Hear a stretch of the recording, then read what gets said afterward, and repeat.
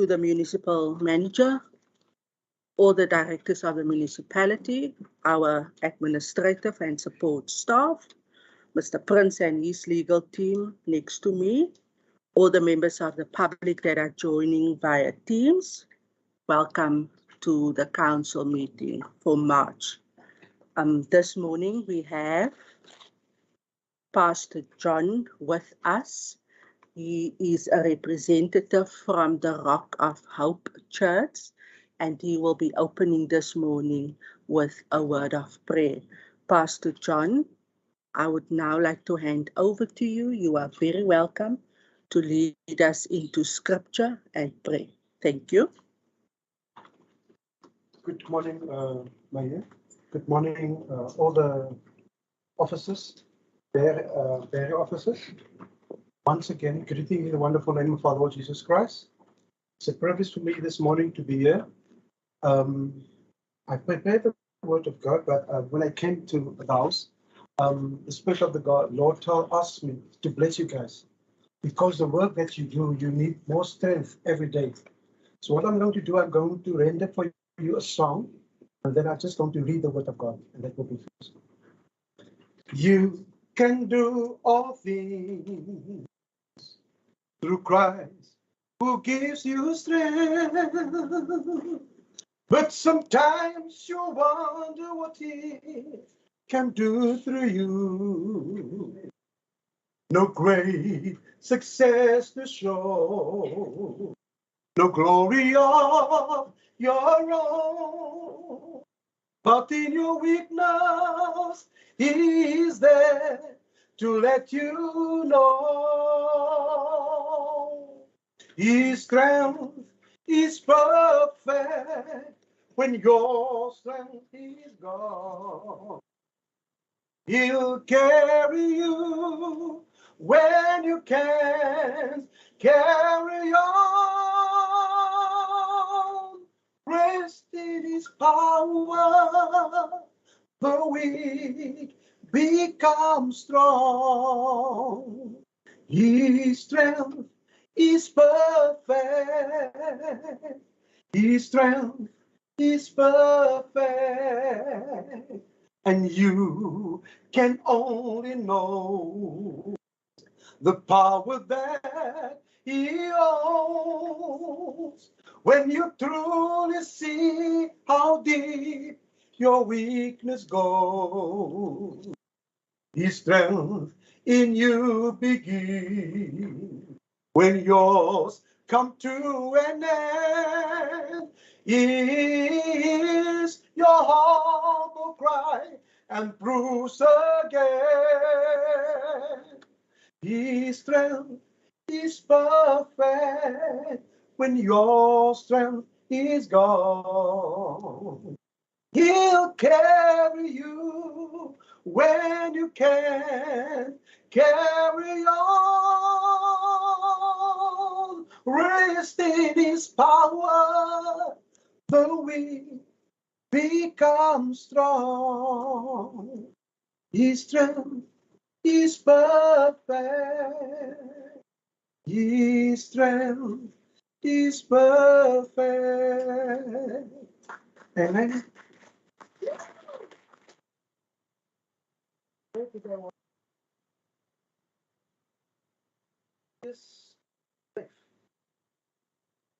Is mense van verder het julle gehoor dat daar vir ons voorouers gesê is, jy mag nie 'n vals eed aflê nie. Jy moet eet wat jy voor die Here gesweer het nakom. Maar ek sê vir julle, julle moet glad nie sweer nie. As jy sê, ek sweer by die hemel, dan is dit nog steeds 'n heilige eed, omdat jy dit in die hemelse troon voorgelê het. As jy sê, by die aarde, is hy heilig, omdat die aarde 'n rusplek vir God is, sy voete is. En as jy sê, jy by die Jerusalem, is dit heilig omdat dat Jerusalem die stad van God is. Dan sorg dat julle ja altyd ja bly en julle nee altyd nee. Enigiets nee as dit uit die bose.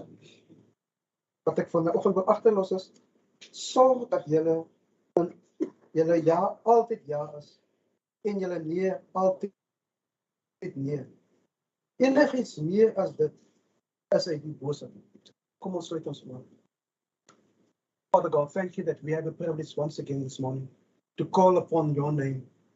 Thank you that we know you are the great I am. You are Jehovah Jireh, our provider. And thank you that your word has spoken this morning unto us, Father God. So that, Father God, when we speak, Father God, Here, wanneer ons beloftes maak, Here, dat ons sê ja sal wees, dat ons sê nee sal wees. Ek bid vanoggend, Hemelse Vader, vir hierdie raad, Hemelse Vader, Here. Ek bid die seën van die elkeen van hulle af. Ek bid vir sterkte, ek bid vir wysheid en insig oor elkeen van hulle af. Ek bid ook so selfs die beskerming van Psalm 91 oor hulle af, hulle families, Hemelse Vader, Here. En dankie dat U beweeg voor hulle uit en U maak vir hulle hoogte sal uit in Jesus naam. Amen. Amen. Amen. Pastor John, thank you very much for blessing council this morning. We are again reminded that His strength is indeed perfect, and we cannot do what we are doing without God, so we acknowledge that. And I would like to invite you, if you want to join the council meeting, you're welcome to take a seat in the gallery. But I also understand that pastors has got hectic schedules, just like councillors, so you're more than welcome to excuse yourself. But thank you so much for blessing council this morning. Thank you.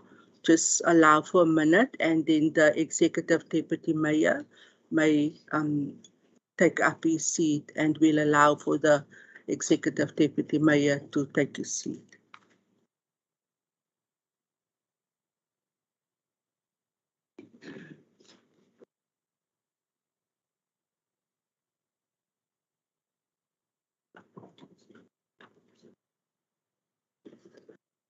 Thank you very much.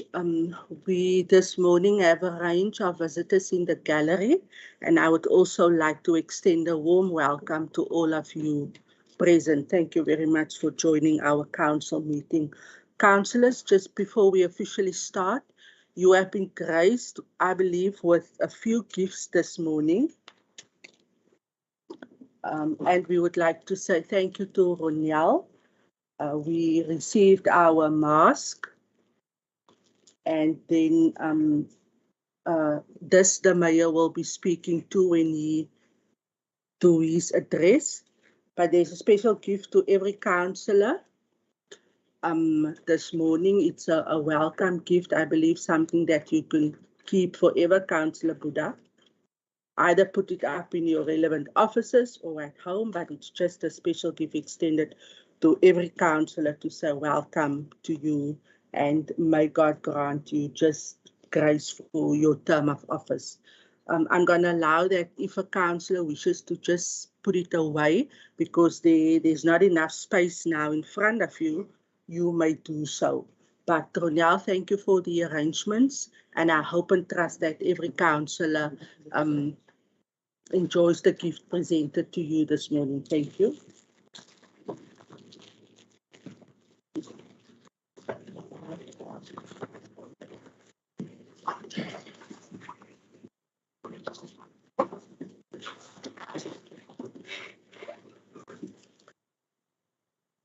Thank you very much. We have our attendance register that is circulating. Please kindly ensure that you all sign the register. Then we are at Roman 3 on the agenda, applications for leave of absence. My office have received a sick letter and also an application for leave of absence from Councillor Grace Setunsha. So for minute purposes, there's an official apology for Councillor Grace. Thank you very much. I have not received any other apology, and I believe that all other councillors are present. Thank you. We are then at Roman 4 on the agenda, which is the disclosure of interest in terms of Schedule 1 of the conduct for councillors in terms of the Local Government Municipal Systems Act of 2000. Is there any councillor at this point who would like to disclose? Councillor Furness. Morning, Madam Speaker. Please be excused at E55. That used to be our family property and we sold it to the current owner. Thank you very much. Then at E is 45. E55. Councillor Furness will then excuse himself and leave the council chambers. Any other councillor who needs to disclose?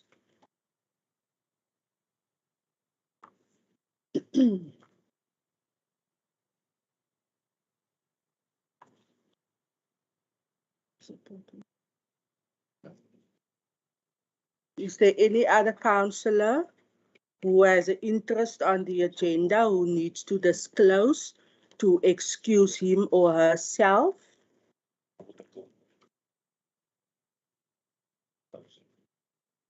Yes, what?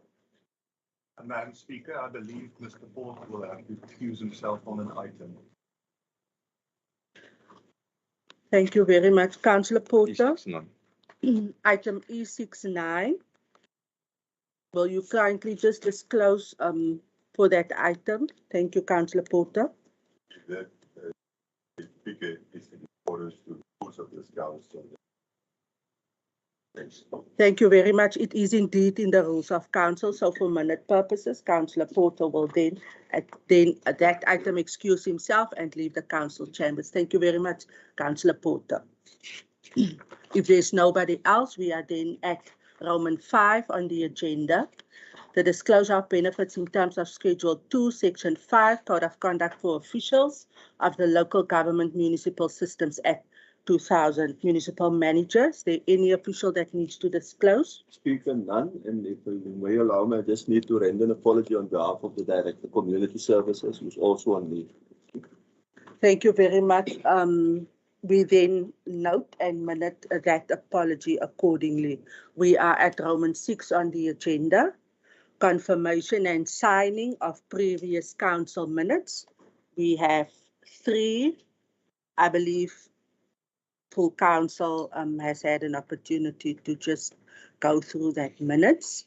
Can I, for the open council meeting held on Thursday, the 24th of February 2022, folio numbers 84A to 335, get a proposal for taking cognizance and the approval thereof? Madam Speaker, like the correction be noted. The list of abstaining councillors is at fault. It's not Councillor Tarbuck and Grace. They did voted, so they did it. It's not. You can note that correction as well. On the E16. Proposal. E16. E16, Yeah, E16. and you then proposing? Yeah. Speaker. Thank you very much. There's a correction by the proposer. Can I get a seconder?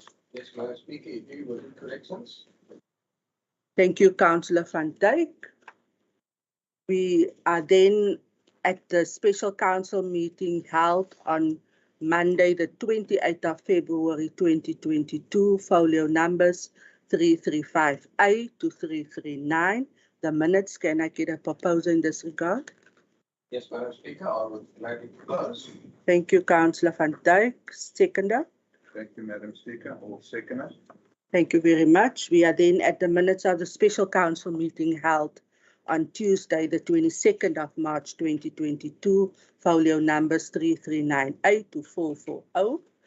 Is there any corrections from this minutes? Can I get a proposal in this regard? Thank you, Madam Speaker. I propose. Is there a seconder? Yes, Madam Speaker. Yes, Madam Speaker. Thank you very much. Councillor Mkuntu. Thanks, Madam Speaker.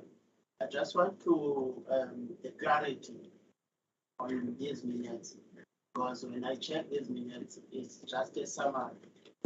They are not reflecting concerned and on those meetings that we had on this council. So I just want to get a clarity. 60 resolutions. Thank you, Councillor Mpuntu. The municipal manager will respond. You may proceed. Thank you, Speaker. Councillor, normally the minutes reflect what the recommendation was on each item. Sometimes councillors will say, put something extra onto the minutes, and we will do that normally. If there are specific cases, we would like to hear what it is, and we can gladly look at it for you. I'm not aware what you are talking about, but normally council, the resolution will be what is reflected in the recommendation. And sometimes councillors come and say they want to, amend the recommendation, and that gets minuted. So everything that is requested to be part of the minutes do get minuted. If you can give us some information, maybe after the meeting, we will gladly look at it for you. Thank you for that clarity. So in essence, the municipal manager is indicating that all the resolutions from council meetings is what is reflected in the minutes. Councillor Mpuntu, that okay with you, the response? Yes, okay. Thank you very much. If there's no other questions of clarity, we are then at Roman 7 of our agenda.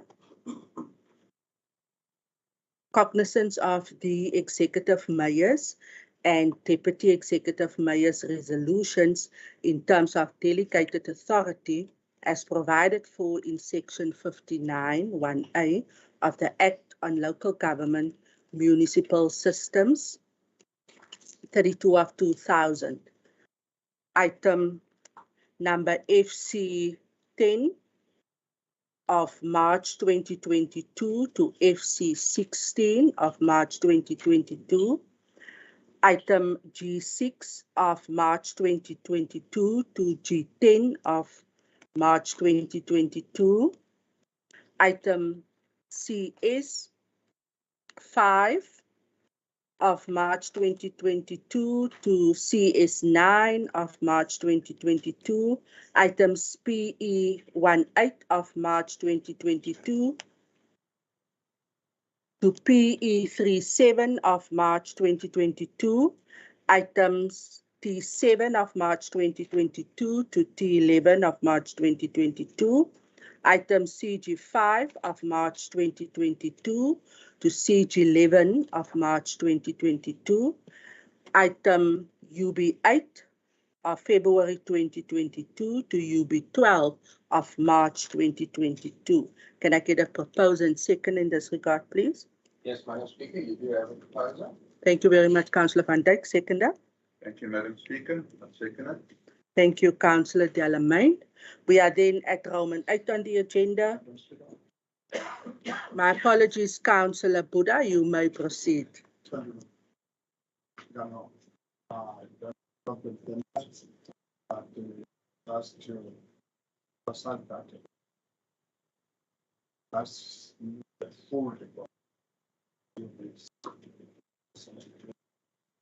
Then we send someone there and come back in front of the so that the Thank you very much, MM. It's a request, Executive Mayor and MM. Councillor Buddha is asking for a report with reference to the UBs, and it is noted, Councillor Buddha. Thank you very much. Councillor Baron, I see your hand. You may proceed. I just want to check that is very short. Check is working or not working. Okay, thank you very much. We have Mr. Kutsia, who is our technical expert. Mr. Kutsia, can you just please do a test for us?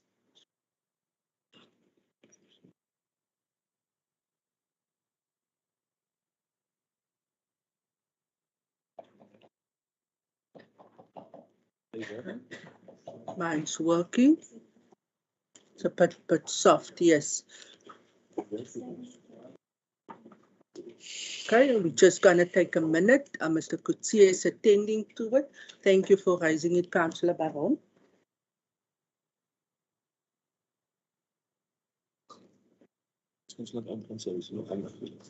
Okay.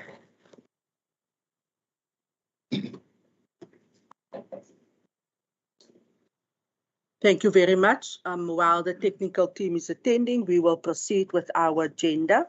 We then at Roman 8 on the agenda. Cognizance of the municipal manager resolutions in terms of delegated authority as per Council Resolution E127 of November 2008 as provided for in Section 591A of the Act on Local Government Municipal Systems Act 32 of 2000, items GM 10 of February 2022 to GM 15 of March 2022.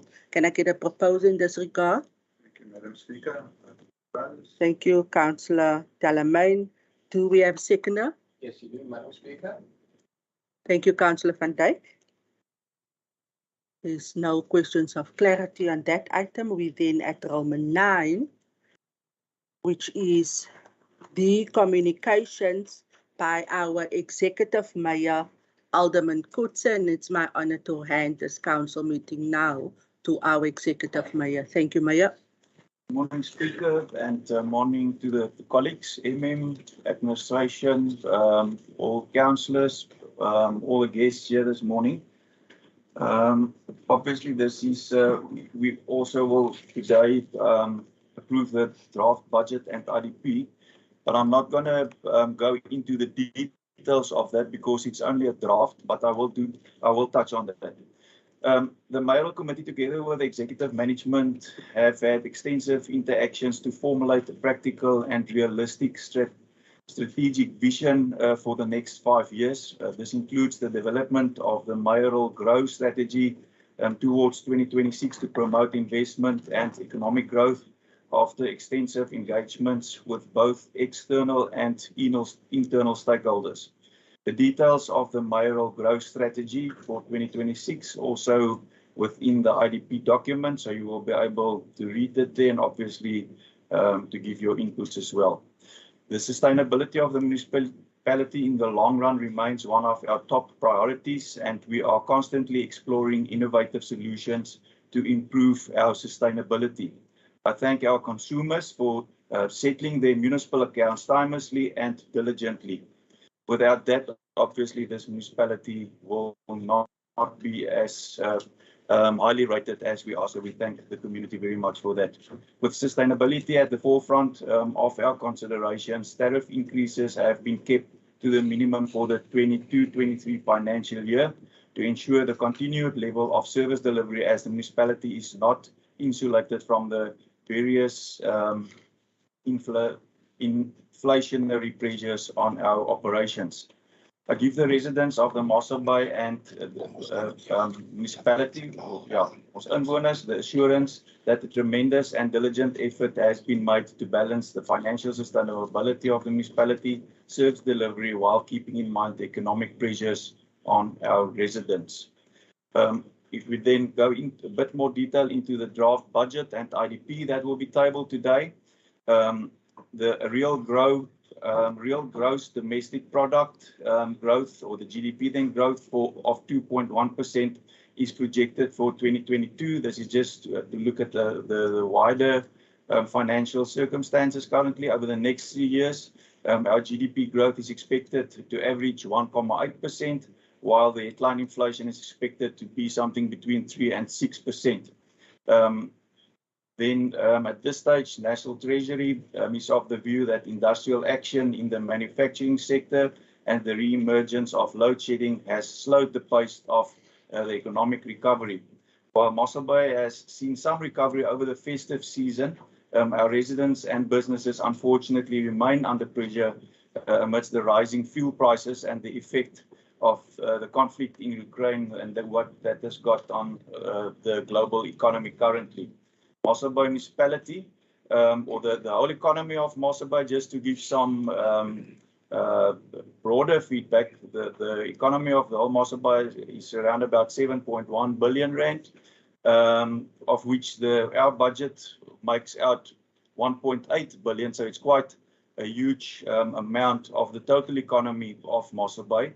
But then we also tell each other that during the COVID period, our economy shrunk by 7.4%. So we've got some challenges there, and I'm just giving this as a broad outline because obviously we need to budget within that.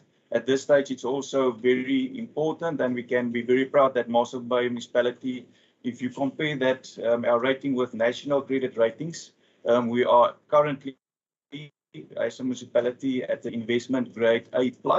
And you would have picked that up from our long-term financial plan. That document, all councillors also received it, the INCA report, and I might just touch once or twice on that again. The current budget is 1.4 billion rand for the operational budget side, while the capital budget is 374,243,623 rand. And our operational, okay, let me first say that is funded 192,600,000 from own funding, 71 million from borrowings, and 110 million from grants and donations. And I can mention at this stage as well that we are also fortunate that our debt is about 8% to income. So at this stage, we are fortunate. That's a very fortunate position. Obviously, I think this new loan might push it up a little bit, but you would also have gathered from the financial report that that is one of the positives, that we are in a position that we can borrow money. Obviously, that's the financial plan also give us clear guidance for what we should borrow money, and that is obviously very important to keep that proposals to consider that, because our previous long-term financial plan, we kept to that, and that is definitely one of the main reasons why this municipality is a financial most sustainable municipality in South Africa currently.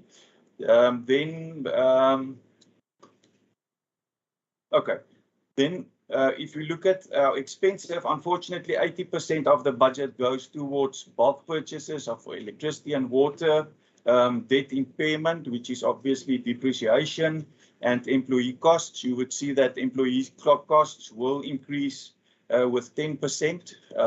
Unfortunately, we are also very fortunate at this stage. We're quite within the norm. The norm is about 35%, and we're at this stage at, I think, 27% CFO, and it's 27%. And obviously, that will also go up a bit, but it's also for the colleagues important that we mention to each other that our economy is growing. You would remember that 2-3 years ago, our budget was just over 1 billion. Now we're moving towards 2 billion. And we've got a growing not only economy, but also people moving into our town. And unfortunately, at this stage, we've got the same amount of people who needs to do the work, the employees.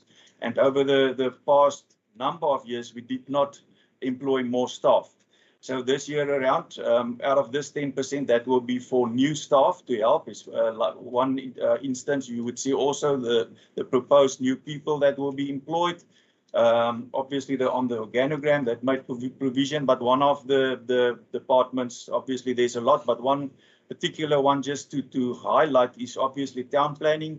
At this stage, we know that there's a lot of construction going in our town that's directly linked to our economy. And if that department takes their time and if it's slow, then obviously negatively impact on our economy directly. So obviously we had to consider that. But so the increase is 10%, but luckily we are still way within the norm. So that is also a positive. And then I think one of the things that I'm really looking forward to, and I think the whole council will agree, is that in terms of within the long-term plan, with that comes a new budgeting tool that we will be able to implement towards next year, where each and every policy decision that we take, we will be able to put that decision to test and feed that into this tool, and that tool will directly be able to tell us what the outcomes of a decision or the effect on the budget will be. So that will be a very handy tool, and I'm already bragging about that at other municipalities, and they're already asking how this is going to work and so on. So yeah, that will obviously, for each and every decision this council takes, we will directly or immediately be able to realize the financial impact of that decision on the total budget. Then obviously in terms of affordability, we know currently we are thank you, it works better now. The microphone, thanks a lot, Mr. Gutierrez. In terms of affordability, out of that same study, we've seen a speaker that a lot of people moving to our town traditionally and still moving here is retired people. And the reason for that is affordability. So obviously affordability, we need to keep that in mind while budgeting as well, and while we will go through this debate in the next month or so. But what we also see currently is that we are the number or the top destination for people moving or semi-migrating. And what we see is that is actually people between 20 and 45. That's the fastest growing sector currently that's moving into Mossel Bay, which is obviously very positive.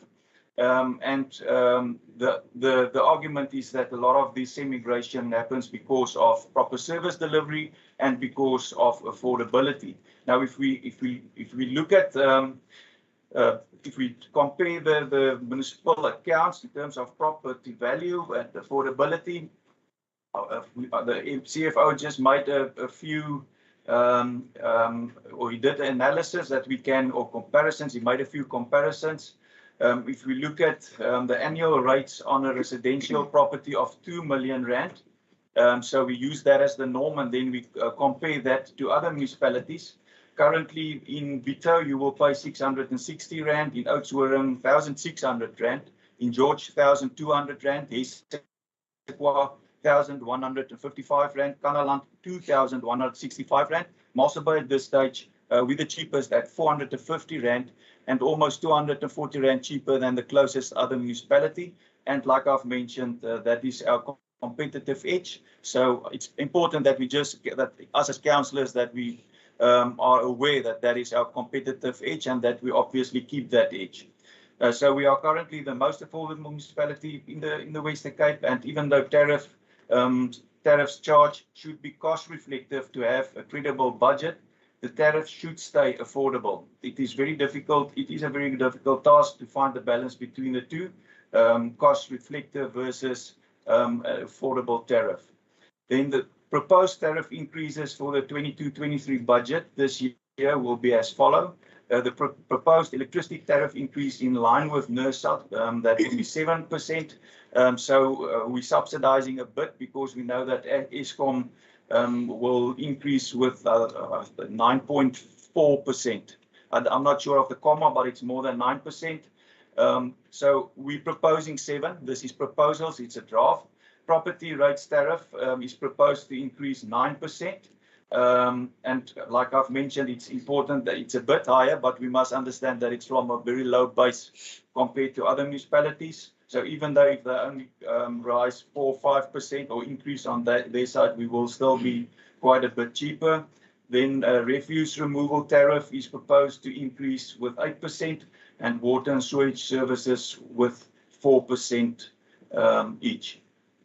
Then in terms of relief measures for households, it's important to note that normal credit control measures to get residential households in the safety net for assistance still exist. The safety net is in the form of indigent household subsidies and then rebate subsidies to the pensioners. And as you've went through your documents, you would also have seen that we're bringing in a new criteria for indigent people to make it easier and to make sure that we get each and every person who must qualify or who must be in the net, that we do get them in the net, that we do not miss. And therefore the new 125,000 criteria has been brought in terms of valuation, property valuation. Then Speaker, I'm just quickly going to touch on, obviously we see a lot of people moving in, so the community are asking us, do we have enough services available and are we planning forward? And if we've looked at the documentation, just some of the projects, the major projects, and they've broken it down. So I've calculated it to see what's the total amount for water projects. I'm going to give the respective amounts for 2020, 22 and 23 years, or the 22, 23 and then the 23, 24 years. So the next financial year for water projects will be 22.5 million, the outer year 22.9. Storage projects 71.9 million, outer year 38.4 million. Electricity projects almost 17.9 million. And then 9 million in the outer year, but that is without the National Energy Fund that we're receiving, and that is for the electrification or rectification in the squatter areas or in the less fortunate areas. That's in the 7 line and that areas at the back next to Dubai Street. So that's for the rectification of informal settlements, and that is for the amount of 13 million. I don't think it's enough yet, but still it's quite a good amount.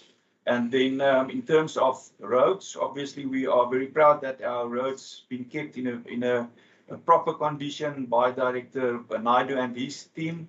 So on the roads we will spend for the next financial year 49.5 million. At this stage the outer years a bit low, 19.5 million. This is only the major projects I'm referring to. And then obviously this is without the 400 million that will go to Louis Fourie to that upgrading. Speaker, and as I've looked up, I've seen the other mayor from Bergrivier, Mayor Ray van Rooij, so I also want to welcome him while I'm busy with that, Speaker. And then I'm almost done housing projects, and we are very fortunate that I've got outer year planning here for 4 years. So for the next financial year, housing projects 266 million. Then the next financial year 241 million. Year after that 310 million, and the year after that 190 million. So that is close to R1 billion that will be spent on housing in the next 4 years, Speaker, which is obviously great news to people in informal settlements. And yeah, so we're very grateful for that funding that's coming, not from our coffers. Then I've got great news as well in terms of the upgrading of the Clerpio pump station. I'm elated to inform Council that the municipality has received information from the Department of Water Services that an amount of 50 million rand has been allocated for the replacement of the old water infrastructure at the Clerpio Dam. The Clerpio Dam and pump station, which is owned and operated by the Department of Water Services, is over 35 years old and in urgent need of upgrading. The pump station has been in operation since, has been out of operation since 2022, and currently no water has been abstracted from the Moorkuil River into the Clerpio Dam. And we will also see that 40% of our water usage or consumption from the dams is from that area. So it's very important that we get that upgrading there. So we're very fortunate for that to Director Naidu once again and his team.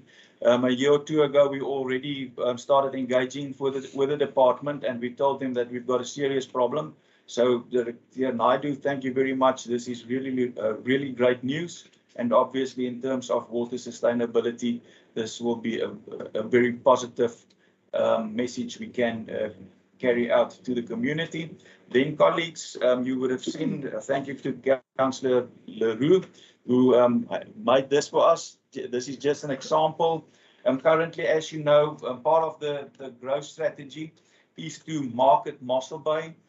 Basically, in everything that we do, we've asked the staff contingent over the last month. Me and the Maiko had meetings with all of them. We had various sessions in the town hall where all these people joined, all our employees, and we've asked that everything we do, that we do it in such a way that we consider how our community feel about us. So whenever we answer or correspond with the community, that they feel that they're respected, and that they're important. And the reason for that is that we want our community to be positive about this organization so that they can be ambassadors of this organization and help sell Mossel Bay. Why do we want to sell Mossel Bay? Because we want to have investors to come in our town, to come and spend their money here, to come and invest in infrastructure so that they can help employ our staff. I've been in 7 Line yesterday afternoon. Once again, the main concern, the theft of electricity. And sir, I don't have work. I don't have work. How must I make a living? How must my children and my family eat if I don't have work? So this is obviously it's heartbreaking. And that, colleagues, we don't have a direct handle on the economy and how it grows, but we've got an indirect handle in the way how we, as not only the municipality, but the community of Mossel Bay, portray ourselves. The fact that there's stability in our town, it sends a message to investors. It sends a message to tourists. So people want to come here because it's a stable environment. They want to come here because there's quite good services, and they want to come here because it's quite affordable. So at this stage, the various pillars within the strategy is governance, economic growth, safety. If people come to a safe spot, they want to come to safe places. Obviously, we need to consider the environment. With the environment, we also allude to gardens, greening our town, that people can feel proud of the areas where they stay, that they don't feel that they're staying in a dump. And unfortunately, sometimes some of our areas do look like that. And the focus must be, how can we change that? And then obviously social regeneration. People have got food in our town. If they receive all the social needs, then obviously they will also be happy and there will be stability. Moving forward, the suggestion would be that we call ourselves a family-friendly town, because a family-friendly space is a space where you want to be, where your children can enjoy themselves, where our women can move around in a safe space, and so on. Moving forward, I think it would be wise to promote Mossel Bay as a safe space, which is family friendly.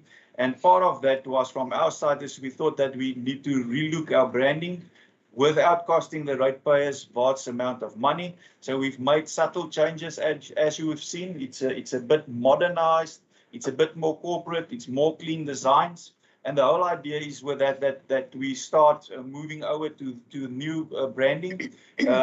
Everything stays the same, the flags and so forth. So we've just tweaked it a bit and make it's a bit more fresher look. And like I've mentioned, it's all part of the plan to market and sell Mossel Bay, and that we do not look, or that we are a government organization, but that we're not perceived as if this normal government organization we see in our country. People are a lot of times disgruntled, not only in our country, in other parts of the world as well. People are disgruntled and not always very happy with government. So it would be a good idea to try to portray ourselves not as archaic government organization, but more as a kind of a modern corporate service delivery kind of organization. Obviously, we are not that. We still need to work within all the legislation. We are a creature of statute, but the idea is that we are perceived like that and that we sell our image in such a way. Speaker, then just I must take the opportunity to thank the administration as well. I know every year after the speech, then Director Jantjies and a lot of the directors are angry at me or Mary in previous years because we do not mention all the departments. And yes, the budget process is a process that spans over the whole organization. But they must go a special thanks to the IDP office, the Corporate Services Director Jantjies, and the Financial Directorate, CFO. Thank you very much, especially to your staff, but also to all the other directorates.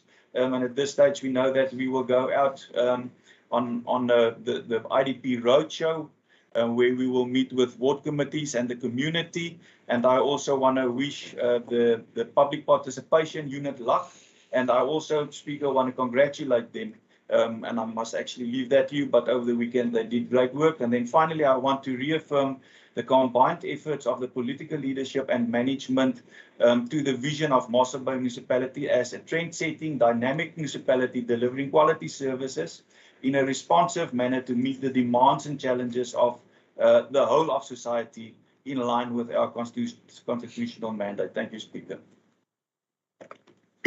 Thank you very much, Executive Mayor Alderman Coetzee, for your speech and communication to Council this morning. It is evident that you have indeed, as per legislation, take ownership of the budget, because you have highlighted a number of important aspects, and it's clear, Mayor, that all the documents that the Council received together with our agenda, and it has been a lot, thorough work done by yourself, so congratulations there, Mayor. Thank you very much, and for also ensuring the public again this morning and Council that we are committed to our task at hand. Before we move further, I'm just gonna hand over now for 30 seconds to Director Jantjies, who will just introduce his guest and explain to Council why we have a guest here this morning, so that the full Council can understand. And then Director Jantjies is more than welcome to excuse himself for that task, so that we can get to the business of the day. Director Jantjies, over to you. Well, so much prison. I've never done anything in 30 seconds, but I'm gonna try. Okay, good morning, councillors. All protocols. I've got a very good friend and a well-known mayor next to my side today, Mayor Rehabilitation from the Berg Municipality. I've been there on the 7th of March, and Mr. Mayor van Rooy is coming on a fact-finding mission. He's going to spend the whole day with me. We will be joined by the Speaker and the Mayor later on about 1 o'clock. It's now if Councillor de Boula behaves himself and the meeting is finished before the time. But Mayor van Rooy has got a wealth of experience, and I'm actually going to learn a few things from them as well, especially from an IT perspective. My MMC is watching me. I've got 2 seconds left. So Mayor van Rooy will be here the whole day, and I will be coming in to introduce himself to some of the other maker members as well, especially Maker Member van Dijk, because the Mayor was actually this afternoon doing this a good job as well. Thank you very much, man. Thank you, Director Jantjies. Welcome to Mayor van Rooy. Mayor, let me just rectify that comment there by Director Jantjies. This council is very well behaved. I can assure you that. So Director Jantjies is out of line there. But welcome, and you are in good hands. So Director Jantjies, you are excused if you wish to continue with the work that you will be doing, and we will later join. Thank you. Thank you very much. Councillors, as per our previous council decision, we this morning have a number of honours awards which will be bestowed, Councillor Buddha, upon the recipients that are in the gallery. And I'm going to ask Ronel to come to the front to assist, and ask the Executive Mayor Alderman Coetzee just to take his place right here in front, as he will be doing the handovers on behalf of the council. Can I just is our photographer? Okay, good.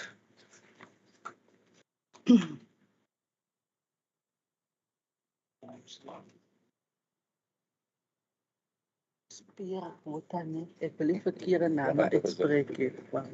Okay. Ek het dank vir seker as Afrikaans. Okay. Councillors, thank you very much. So our first award this morning is for the exceptional courage and bravery shown during an emergency situation. On the 23rd of November 2021, Warrant Officer Pierre Botha acted with bravery when he attempted to rescue the driver of a vehicle caught in the floodwater at the low water bridge on the Geelbeksvlei Road near Brandwag. The incident occurred after the driver of the vehicle tried to drive over the bridge, and his vehicle was swept away by the strong current. Council this morning then would like to honor Warrant Officer Pierre Botha for his act of bravery. Let's give him a round hand of applause, colleagues, and he will come to the stand.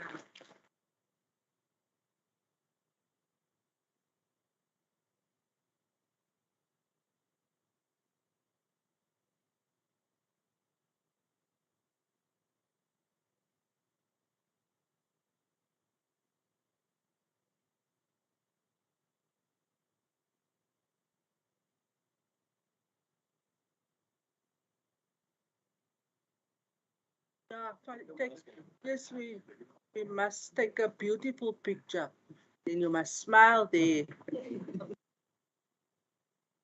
Beautiful. Thank you, thank you. Thank you very much.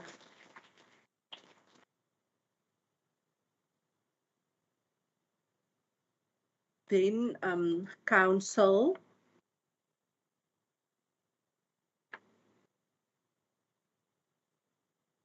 Then there was another act shown by great heroes in serving and protecting our community. And the next awards will go to 5 gentlemen. That's all of them are in the gallery, and we also welcome them.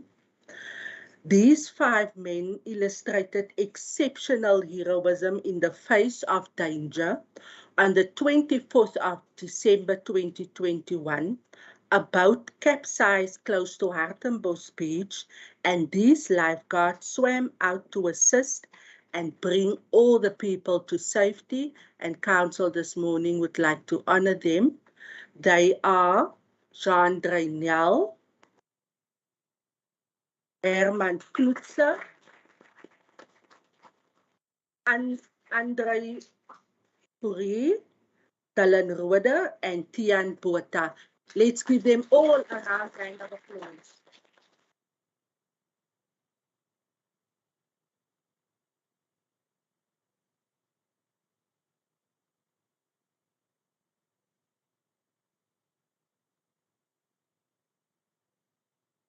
As council can say, strong and fresh young men, and we're very proud of our youth.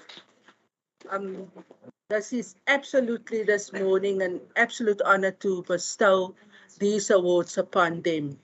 And we trust that they will continue to do the good work, gentlemen. Thank you very much. You must please remove your mask, take off your mask just for the photo, and you must smile, give big smiles to the camera, please.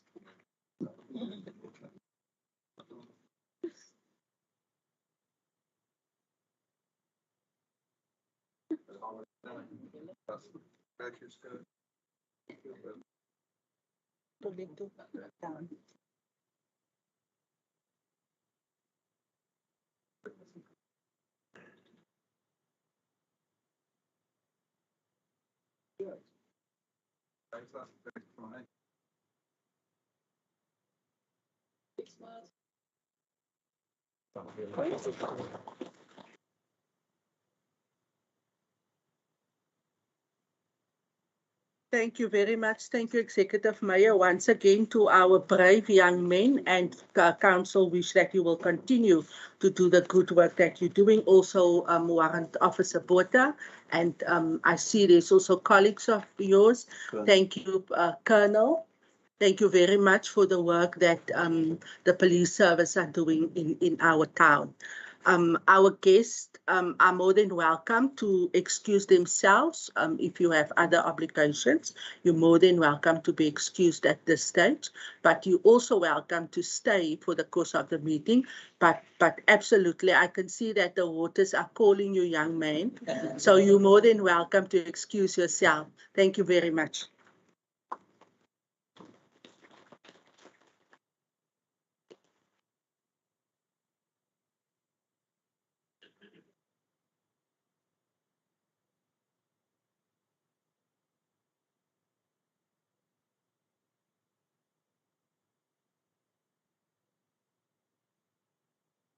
Thank you very much, councillors. For the communications by the speaker, I would like to firstly congratulate two of our councillors who have celebrated their respective birthdays. It's Councillor Mark Furness with his birthday on the 1st of March and Councillor Leon van Dijk with his birthday on the 29th of March. And on behalf of council, I would like to wish you well, good health, and we will be waiting for the cake, Councillor Furness. Then, of course, as we also celebrate, we also, unfortunately this morning, recognize and acknowledge that in our town we have lost a few of our residents, and you have the list. If I look at the list, it's a very, very long list that we have in front of us this morning. And I would like to ask council to please, just for a moment of silence, rise with me as we think of those who have left us.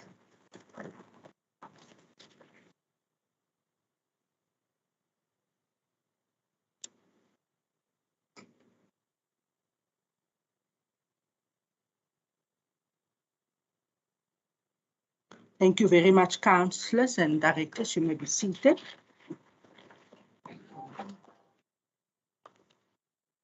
We are at Roman 10 of the agenda. Written questions received, and at this stage there's no indication from the Office of the Mayor, neither the Speaker, that we have received any questions.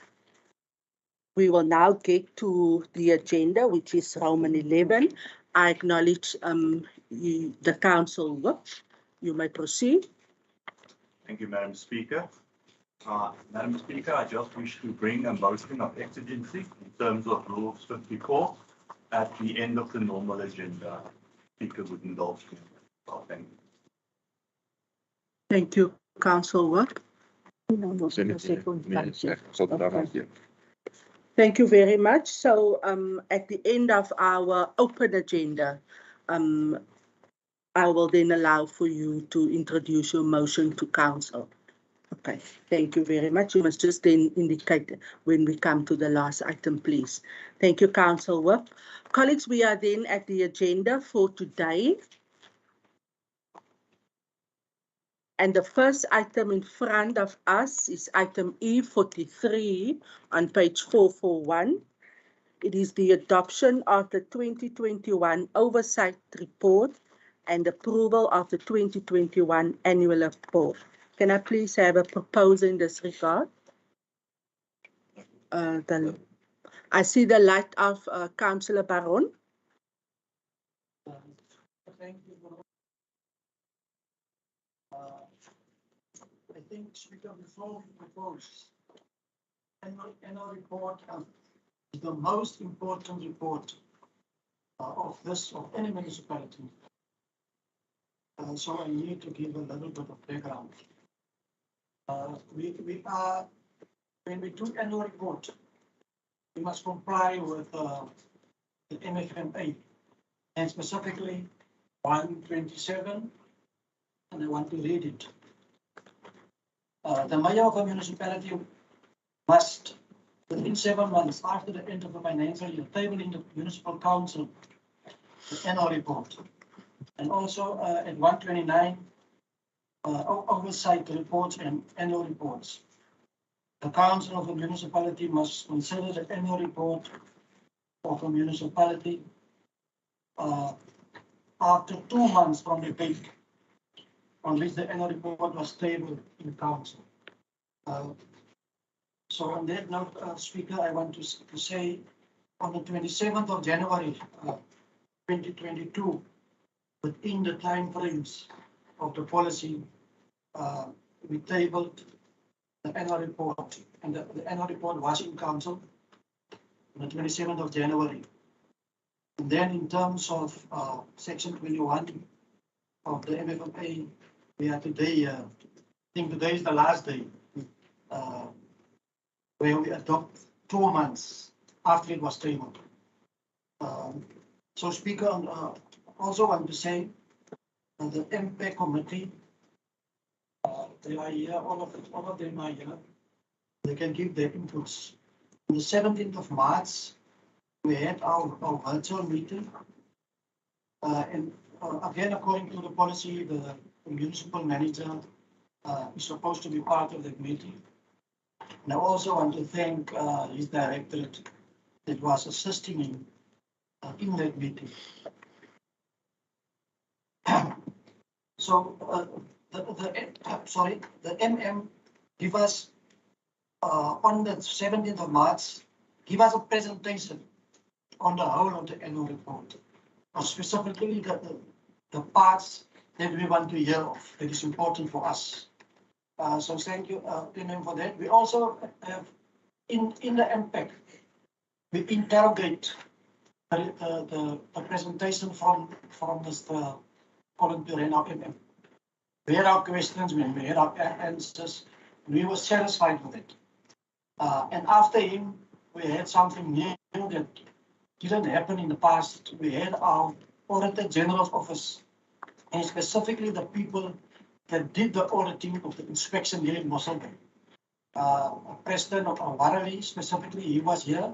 So he was part of the Auditor General's presentation. But the presentation was given by his senior manager. So that was good for us, the fact that the Auditor General's office was prepared to give us information about the whole of the Auditor General's report. So that was a first for us. And even after that, we also interrogate the feedback and the presentation that they gave.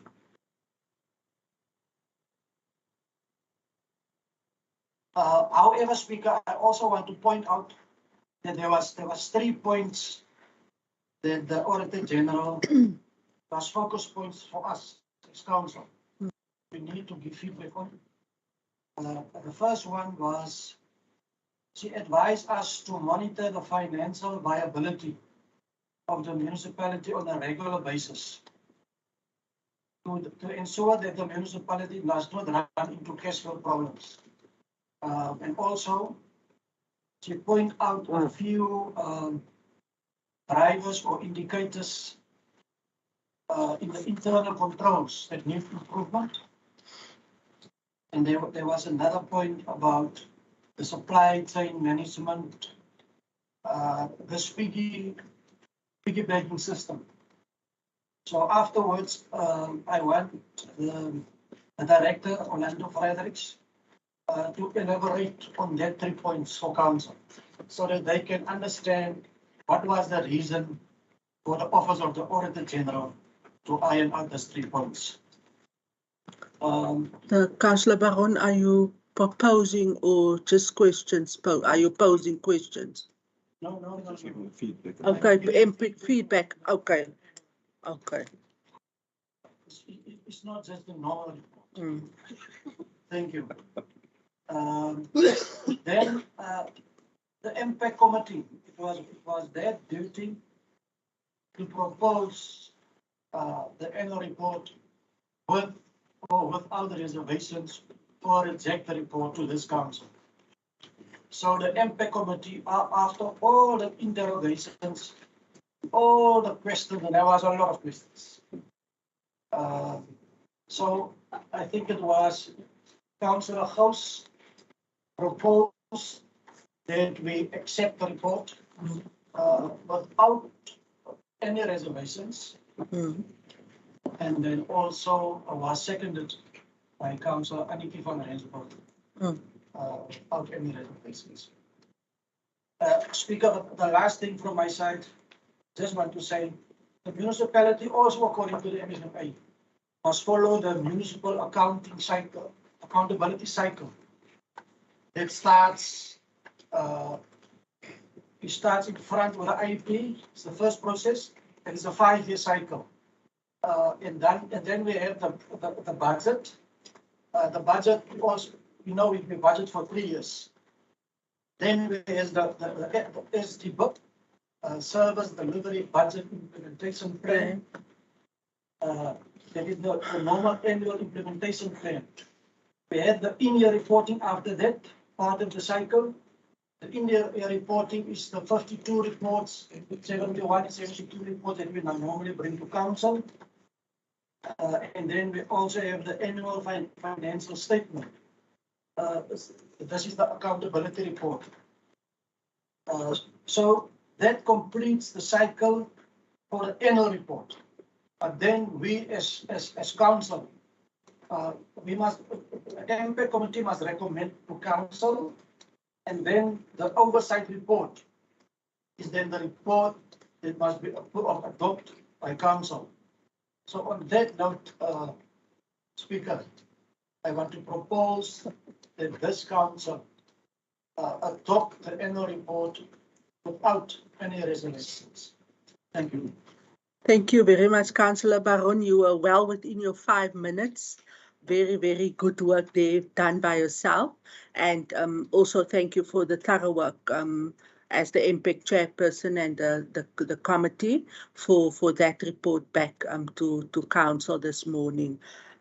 We have a proposer. Can I have a second in this regard, please? Madam Speaker, I will second Councillor.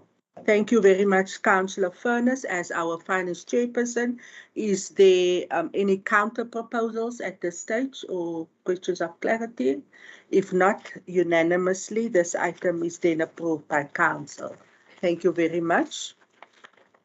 We are then at item E44, page 448, the draft 5th generation IDP and draft budget for 2022/2023 MTREF period.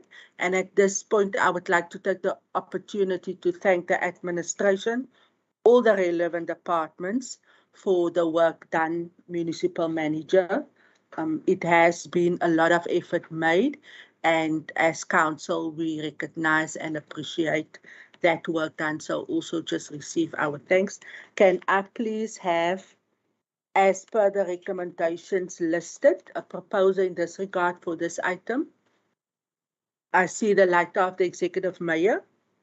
Madam Speaker, I would like to propose, and I also want to concur, thank you for the administration's hard work over the past few months, especially firstly on the IDP. They've been working even for the elections. They were already busy with working on this draft. So a lot of man hours went into it. It's a beautiful looking document. Yes, there's still inputs that we can give.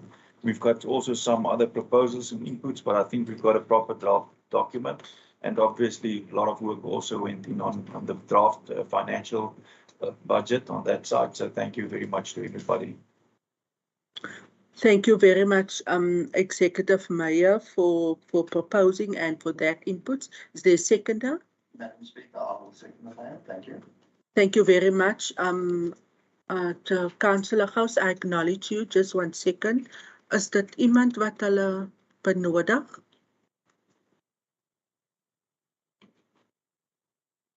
Raadslid Leroux. Goed, ons verskoon raadslid Leroux. Baie dankie. Ons gaan egter voort met die vergadering. Councillor Gous, you're more than welcome to proceed. Thank you. Speaker, I just want to say, in light of the heavy material we've dealt with today, and also with due thanks to all the hard work of the administration for the documents in front of us, I want to wish my colleagues well when you work through it. It's a lot of work. And I appreciate that some of it has been printed. Thank you very much. Thank you very much, Councillor Gous. We then have a unanimous decision on this item, and it carries. And yes, Councillor Gous, we have a lot of work, and I believe that every councillor will, through due diligence, ensure that we just go through every document. We are then at item E45 on page 450. It's the writing of fuel rendered unfit for use at main stores in February 2022. And we have our recommendation listed there. Can I please have a proposal? Councillor Bavuma. Propose B45. Thank you very much, Councillor Bavuma. There is a proposal. The seconder. Madam Speaker, I second. Thank you, Councillor Claassen. Is there any counter proposal or question of clarity? Thank you very much. The item is then unanimously approved by council. We are at E46, the disposal of capital assets, waste management and pollution control. We have our recommendation on page 452, points 1 and 2. Can I have a proposal in this regard? Thank you, Speaker. I will propose E46. Thank you, Councillor Meyer. Is there a seconder for you? Madam Speaker, I will second Councillor Meyer. Thank you very much, Councillor Furness. Any counter proposal or question of clarity?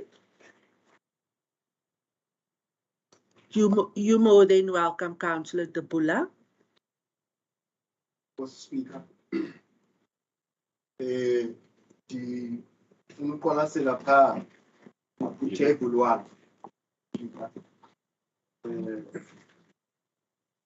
Our indicate of rubbish dumping to the back of the 20 lingelethu with a line.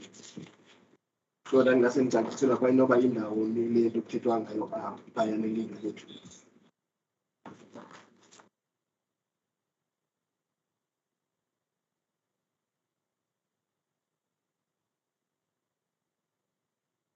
Thank you very much. There's a question of clarity. Our municipal manager, Councillor De Bula, just wants to know where the area is located.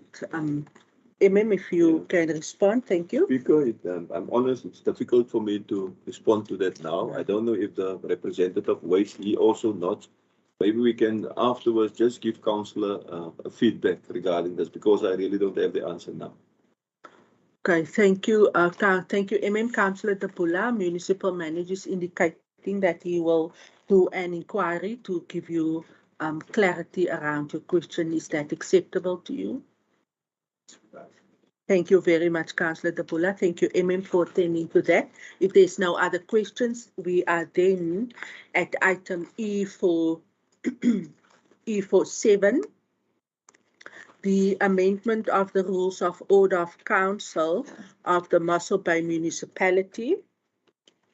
And we have the recommendations are listed there from point 1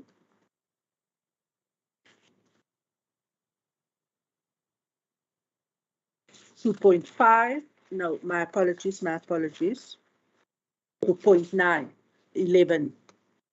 To 3. To 3, okay. 1 to 3. 1 to 3.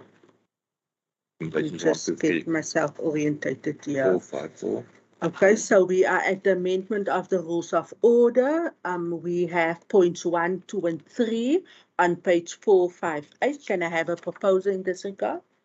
Councillor Panil. Thank you, Madam Speaker. I propose this with the following amendment at point 1.5. Point 1.5.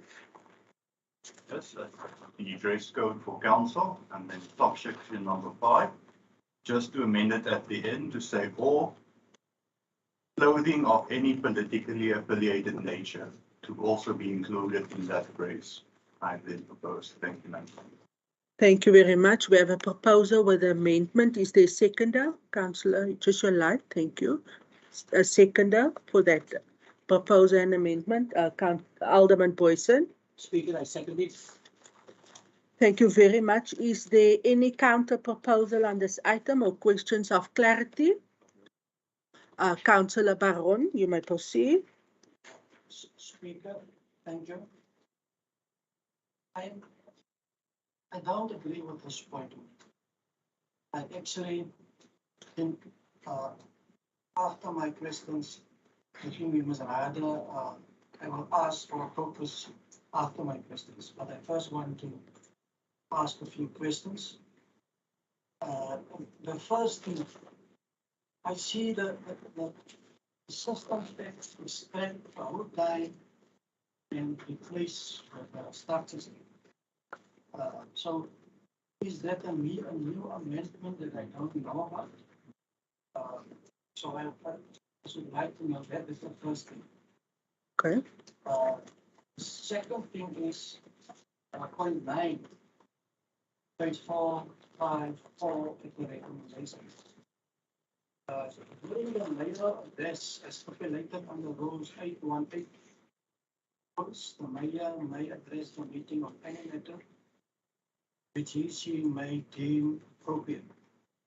During and after the conclusion of the mayoral address, no debate will be allowed, subject to the discretion of the speaker.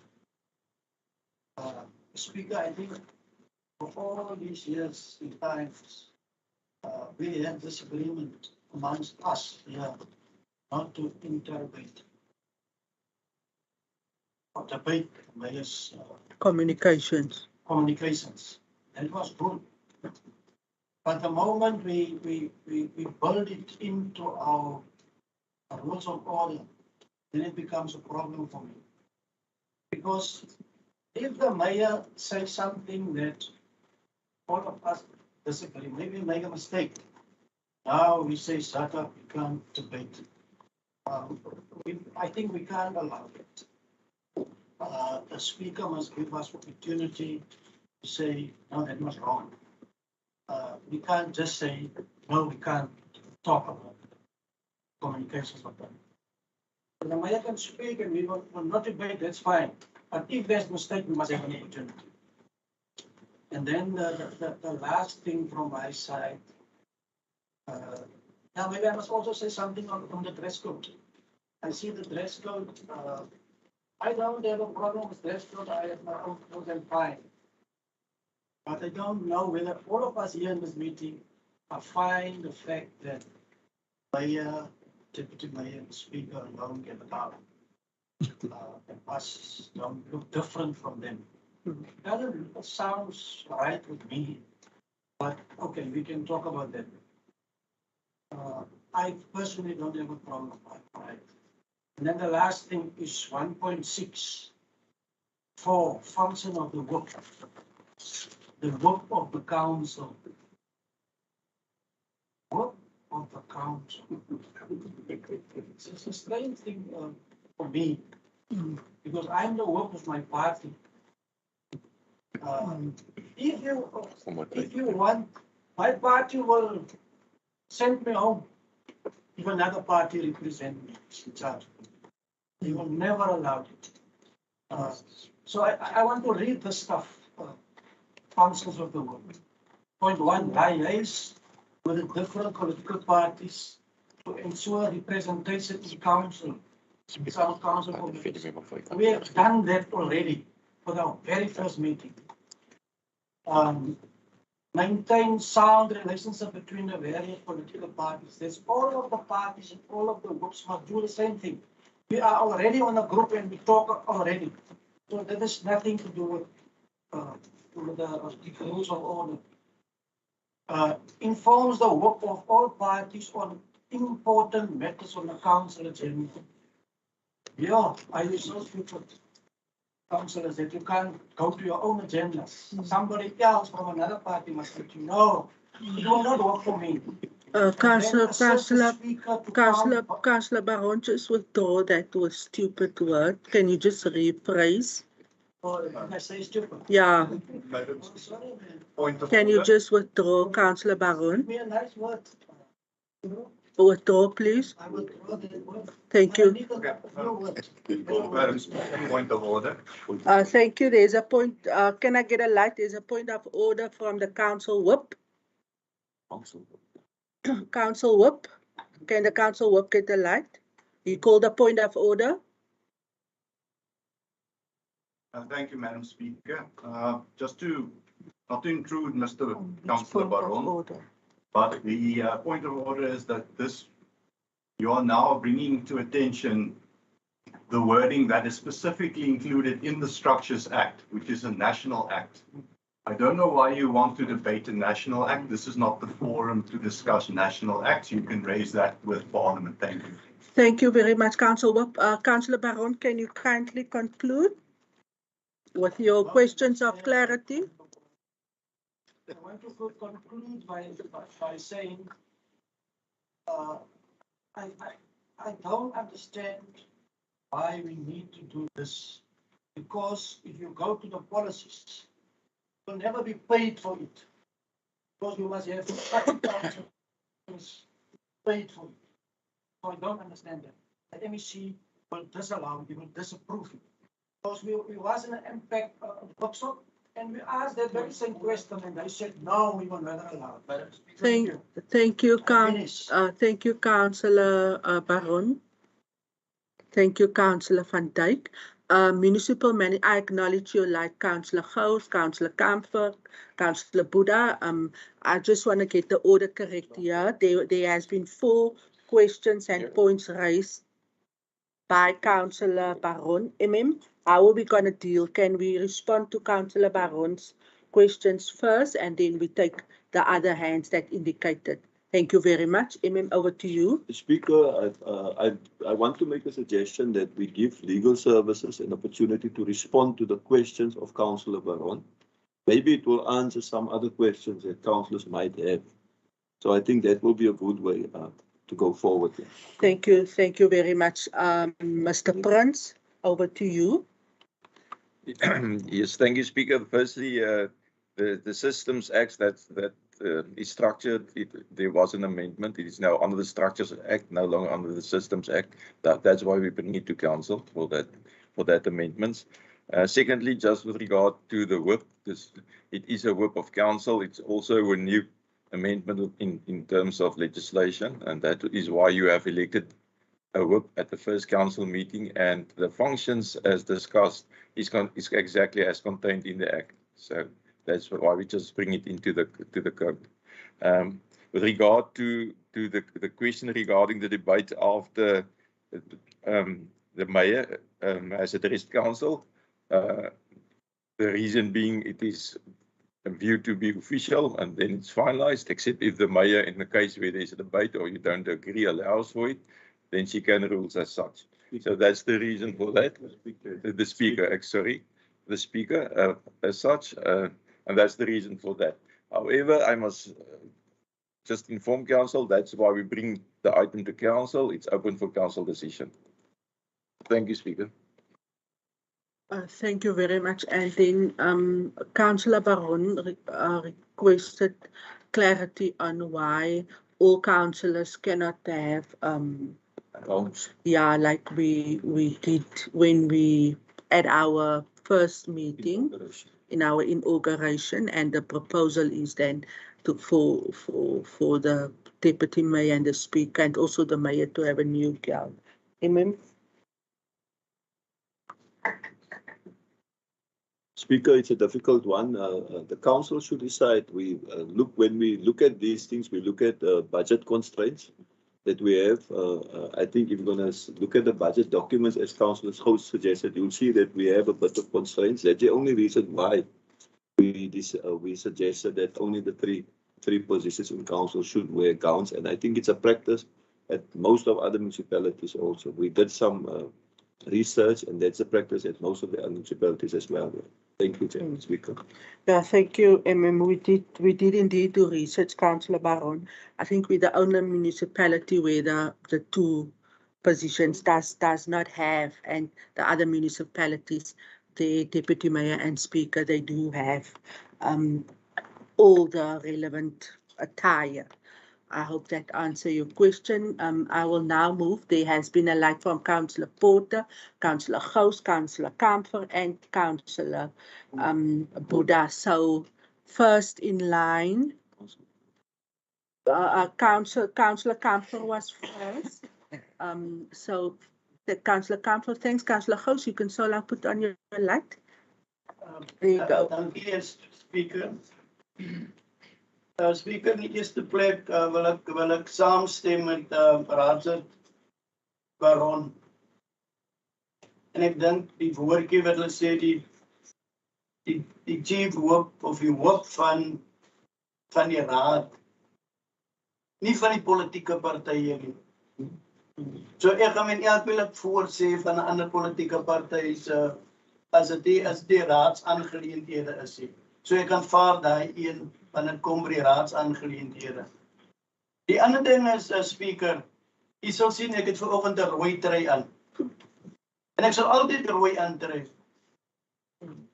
Want niemand kan teen my reg gaan met dit wat ek wil aantrek. Die enigste probleem wat moontlik ek nie sal doen nie, is wanneer kenteken op is van my party. Dis reg. So ek verstaan, daai een is ons, daai een kan kleer, so ek kan sê, as speaker, as ek winkel toe gaan, dan kyk ek aan rooi.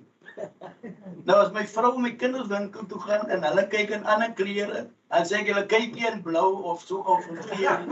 Dan sê hulle vir my, ek kan nie vir hulle sê nie, because hulle reg. So dan los ek hulle. So ek wil vra dat ons die reg van die raadslede moet respekteer, deur te sê nee, ons wil graag hê die volgende is daar kenteken op is van jou party, dan gaan dit nie toelaatbaar wees nie, maar wanneer jy enigiets anders aan het, dan kan ons dis toelaatbaar. Ek weet daai een, dat is the speaker. Yes, so thank you, Councillor Kamfer. Very good input from yourself there. Exactly as the amendment from the whip.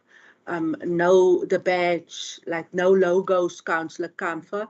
And, you know, that shows, Councillor Kamfer, you now wearing your party's regalia. That's not allowed. But so the logo, and then of course correctly so as you've indicated, the whip of council attends to council matters only. Thank you, Councillor Gous, and then next in line is Councillor Porter. Councillor Buddha, you can also put on your light so long. Thank you, Councillor Gous. You may proceed. Thank you, Speaker. I just want to say that obviously by accepting the amendments to the rules, we are then also endorsing the original documents again. And as you know, the ACDP voted against that for several reasons, chief among them being the confidentiality clause, which I believe was not in line with what the constitutional mandate is of a councillor. So for that reason, the ACDP will not be accepting this item and will vote against it. But also just to the amendments, I hear what my fellow councillors have said. I had several of the same concerns, but the one that I would like to address specifically is that no discussion or debate will be allowed after the mayor's speech. As Councillor Baron has mentioned, rightly so, that has been sort of the gentle ladies of the council. But on occasion, we have been allowed comments or offer congratulations and so on. And certainly today, for example, with the mayor's presentation, I would have liked to have commended him on that, as well as the sentiment that he's expressed, that is, I'm sure, speaking to the heart of most councillors that want to serve the of Mossel Bay. So I would also like to ask council to reconsider that we cast that in stone. Yes, that's it. Thank you. Thank you very much, Councillor Gous. The municipal manager will respond to yours. He's asking me to do so. Councillor Porter, may I ask that we just give the the light, please? Thank you.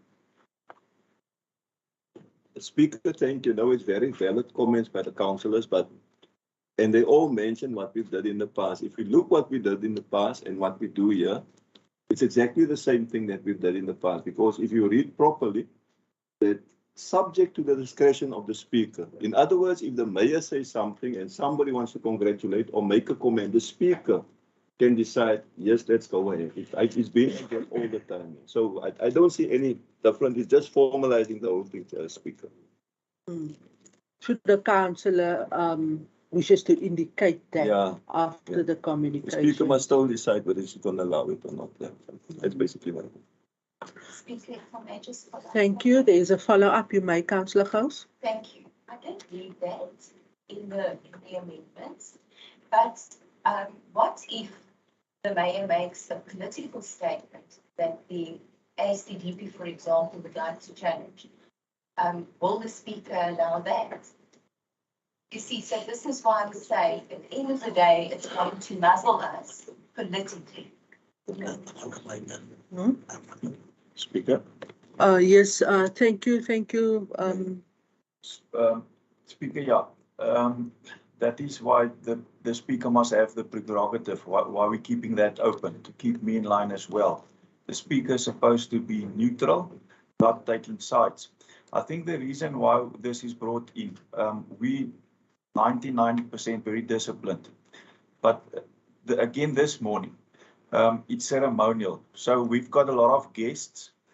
Say, for instance, it's the first council meeting. You've got a lot of guests. Then a speech has been done. And again, this morning I was afraid, and that's why I asked the speaker. You can ask her. I asked her beforehand, should we not first congratulate the people so that they can leave? So you don't want to have your guests involved in mudslinging and one hell of a debate afterwards, where we crucify each other. It normally doesn't happen, but it can. And even this morning, I was afraid that I might do the speech and there's a whole interrogation and maybe I do not know the answers and so on. So I think that is one of the reasons. But if I step over the line and make political comments, and I've made bits in the previous council settings, sometimes you do wander into that. And then we had a debate on that. So I don't think that's a problem, Speaker. But I think the main consideration is it's a ceremonial thing. I'm supposed to talk to councillors, but also in terms of council, what's our strategy and so on. And then if I make political statements, then the speaker must call me out, and then obviously we need to debate that, Speaker, but that's the way I see it. Thank you. Thank you very much. Speaker. Yes, you are indeed correct, Mayor. Just put off your light, Councillor Camper. Thank you. Put on your light, Councillor Porter. The Speaker of Council is neutral, so the Speaker will, when in such positions, Councillor Gou's rule, because I on this platform, in terms of political engagements, I can't. So that assurance is there, and the Mayor then also just informed you that that's practice, so we will do that. Thank you, Councillor Gous. Councillor Porter, Councillor Campbell, if you have a follow-up question, just put on your light. Thank you. Councillor Porter, you may proceed. Thank you, Speaker. Firstly, I'm not comfortable in terms of how we're dealing with this item. This item refers to various laws. It refers to various schedules, subsections of these different laws, rules, conducts, policies. The Structural Act and Municipal Systems Act become relevant. And here we are dealing with virtual meetings. I mean, we had a lengthy discussion already, but virtual meetings hasn't even been touched with. My fear is that when we have dealt with the issue of dress code, then some of the other important issues might have not been dealt with in the way that council is dealing with all these issues in the form of an item. That's one. So perhaps council must take these issues item by item because we need to deliberate on them in order for council to make a decision on a specific item. Cannot, in my view, all be inclusive into one item. Time to prepare.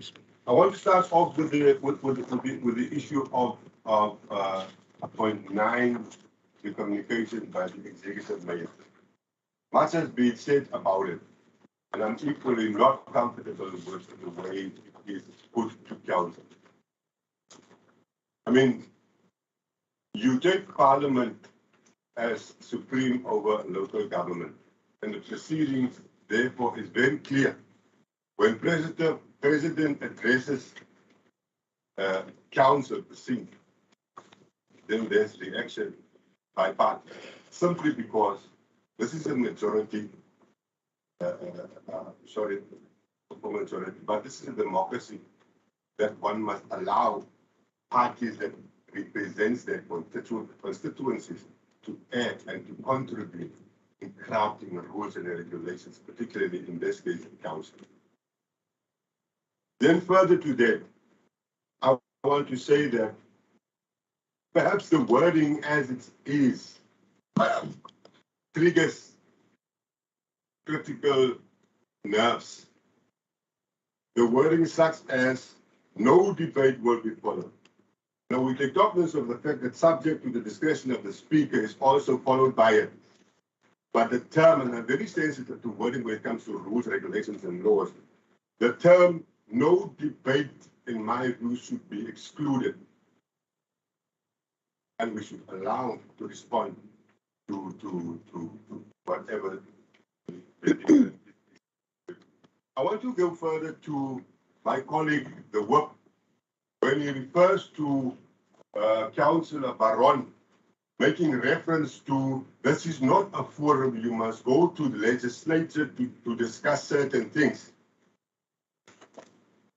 And I want to also channel this issue to Mr. Prince, saying that there is an amendment, whether it is in the Structural Act and or the Municipal Systems Act, that there has been an amendment. Now, I do have the Municipal Systems Act updated in 2020, and then I've got a Structural Act updated September 2019. I have not come across any amendment, while this is the council that provides me with these statutes, in other words, laws, where one could come across and apply your mind when you have to read, follow, and also practice in terms of what these statutes prescribe to us as public people. So therefore, the question to Mr. Prince is, what reference are you referring to when you are saying there has been amendments? Equally so, when you talk about Councillor Botha, that the issue is for the legislator. When we talk about the code of conduct, means the code of conduct of councillor set out, and then you cancel Systems Act, incorporating now the Structural Act. It is very clear. When you talk about this act and you move an item out of this act into another act, it is my understanding that this council doesn't have the jurisdiction to alter any laws, because these laws promulgated. You have 1 minute left, Councillor Porter. It is promulgated by President. It is enacted by the Minister of Kokta, and this council doesn't have the power to do so. I would like to deal with the issue of virtual meetings, but I want this council to take cognizance of the fact that there is no justice in us dealing with a list of issues while I only have 5 minutes to deal with the part that I have. And I need to have another. Thank you very much, Councillor Porter. Thank you. You can put off your light, please. Your inputs are noted, Councillor Kamfer. Your follow-up, keep your light on. Councillor Buddha has been in the role long enough. Thank you, Councillor Buddha. Madam Speaker, thank you very much. I cover what other colleagues are saying there. First of all, Madam Speaker, really to me, I was there almost 2006. The first time I heard about the whip of the council chairman. All I know is the whips of the political parties, not only the whip of the council chairman who's going to take responsibility in order to other political parties. That is one. Second, always Madam Speaker, as other colleagues they are saying, always when the executive mayor attributed the speech, most of the speech they are fruitful, and then we just applause our hands. But we want, Madam Speaker, when the executive mayor attributed the speech, to have a provision, to ask questions to the executive mayor. As other people here say, let us say we are the ruling party, the ANC. If for example, the executive mayor can say, no, the national will take time to send the money from the house down here, and so on and so on, so on. Then we're supposed to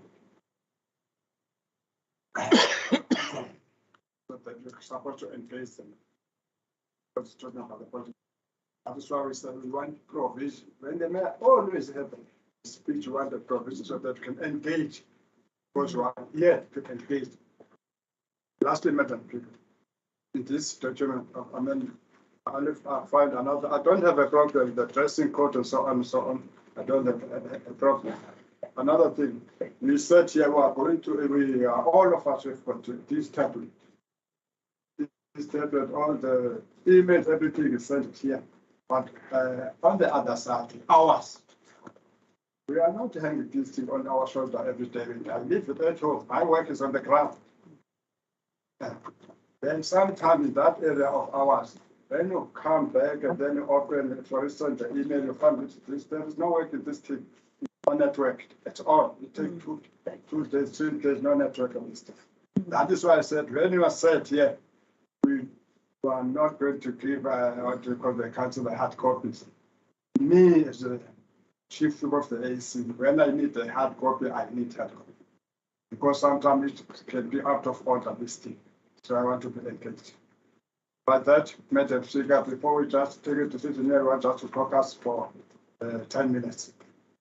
Then you come. Thank you, Councillor Buddha. I note your caucus request, which I will attend to now. Councillor Kamfer, lastly you, and then I'm going to grant the caucus. I would then just like to ask, would it be possible, administration, can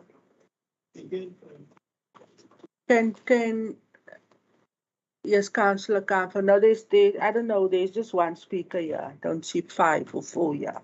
I've now said what we're gonna do. I've recognized the request for the caucus. That request I will grant. Just pose your follow-up question and then to the administrator. That's the only thing that's going to happen now. Councillor Kamfer, you're going to be allowed for your follow-up question and then the caucus will be granted. But just listen, colleagues, please. To the administration municipal manager, would it be possible if we can provide, I know the amendments has been gazetted. It is clear that all councillors are not up to date with that legislation. Would it be possible to provide a copy, if it's 1 or 2 pages, to every councillor during the 10 minutes that the ANC will now go for caucus? Councillor Kamfer, please proceed. Councillor Porter, just put off your light. Councillor Kamfer, can you give the light to Councillor Kamfer, please? And then I'm going to grant the caucus. Baie vinnig raadslid Kamfer, dankie. Ja, baie dankie, Speaker. Nee, ek wil net 'n follow-up. Ek wil net vra die raadsvergadering word gestream op die stadium. That's correct, yes. Okay. Dan my follow-up as ek teruggaan na die burgemeester toe. Die burgemeester het gesê, dit sou nie mooi lyk as ons nou op die beslag van die burgemeester ons nou kommentaar lewer voor die gaste wat in ons midde is hier. Maar op die stadium sou ons dan die gaste verskoon. Sou die mense buite steeds dan die debat op die verslag van die burgemeester nog steeds kan sien buite. So ek dink dit sou rede dan 'n verskil maak, Speaker, met dit wat op die tafel is of dit wat een van die raadslede gesê het. So ek dink is dieselfde ding, maar dan moet ons besluit wanneer dit dan gebeur dat 'n debat op die burgemeester verslag is.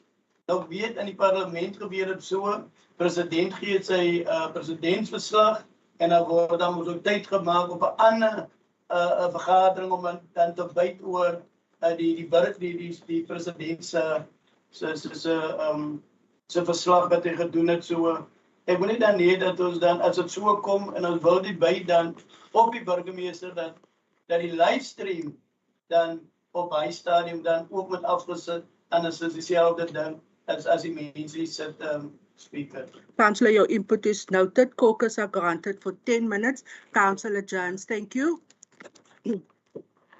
Speaker, I know the minute the week's point of order. Meneer Prins, Dit gaan moeilik wees, nou spreek so. Ons kan deel staan ek man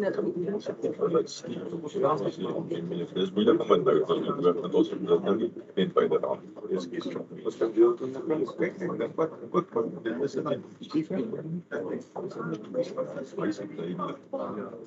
dit is 'n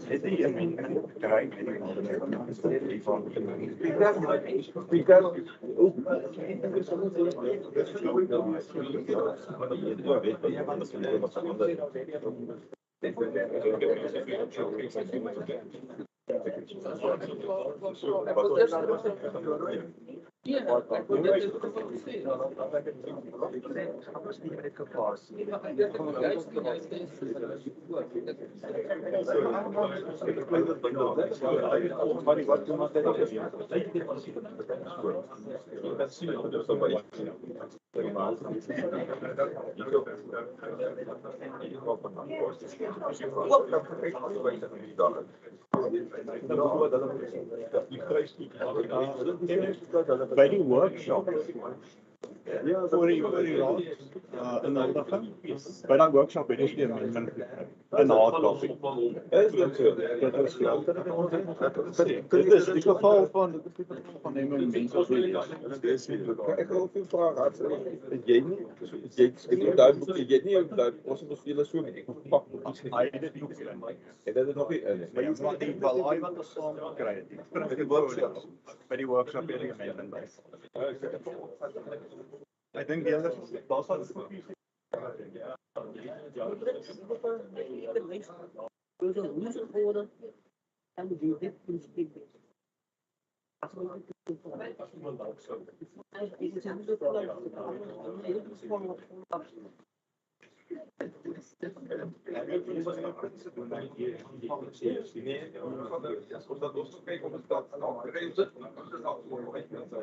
Kijk je net, is ook je Sweden dat je rekening besturen. Dat is absoluut waar. Dat is gewoon niet zo mogelijk. Dan, je zegt wel aan een Franse post.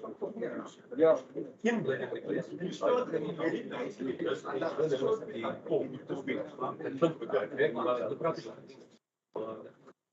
Ja, ik ga. Hij zit niet altijd voor. Ja, oké, dat. Maar je toch weer als een kopman. Dat is een lang kopman. Dan denk ik zo. Ik word die jongen niet. Geen onderwerp. Dat gaan we doen. Ik zeg dat zo slot bij dan. Ik word echt nog terug naar dat trek. Ik wil je. We gaan laten zien. Ja, ja, ja.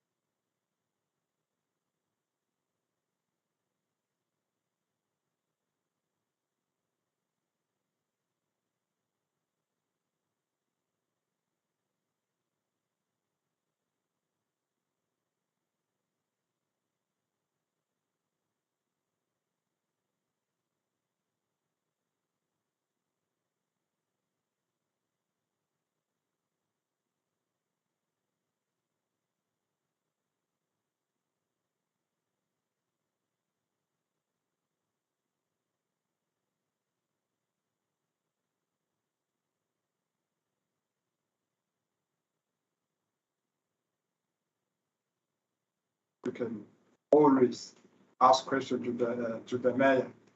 Even if the people there are in the gallery or not, just if it's finished, then you can ask the mayor. So the third one, the last one, then as he said, you see one day in what 12 specifically, the last point, we ask these technological people to put in power because we've got the problem of the network.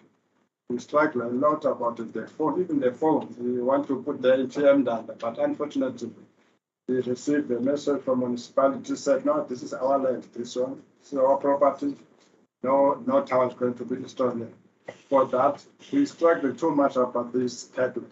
Sometimes out of order, I want to open it, you refuse. Refuse because it's off no networks. That is why I said we are not going to ask everybody. Ask as one as a I must find one so that we can go through if other computers are stuck.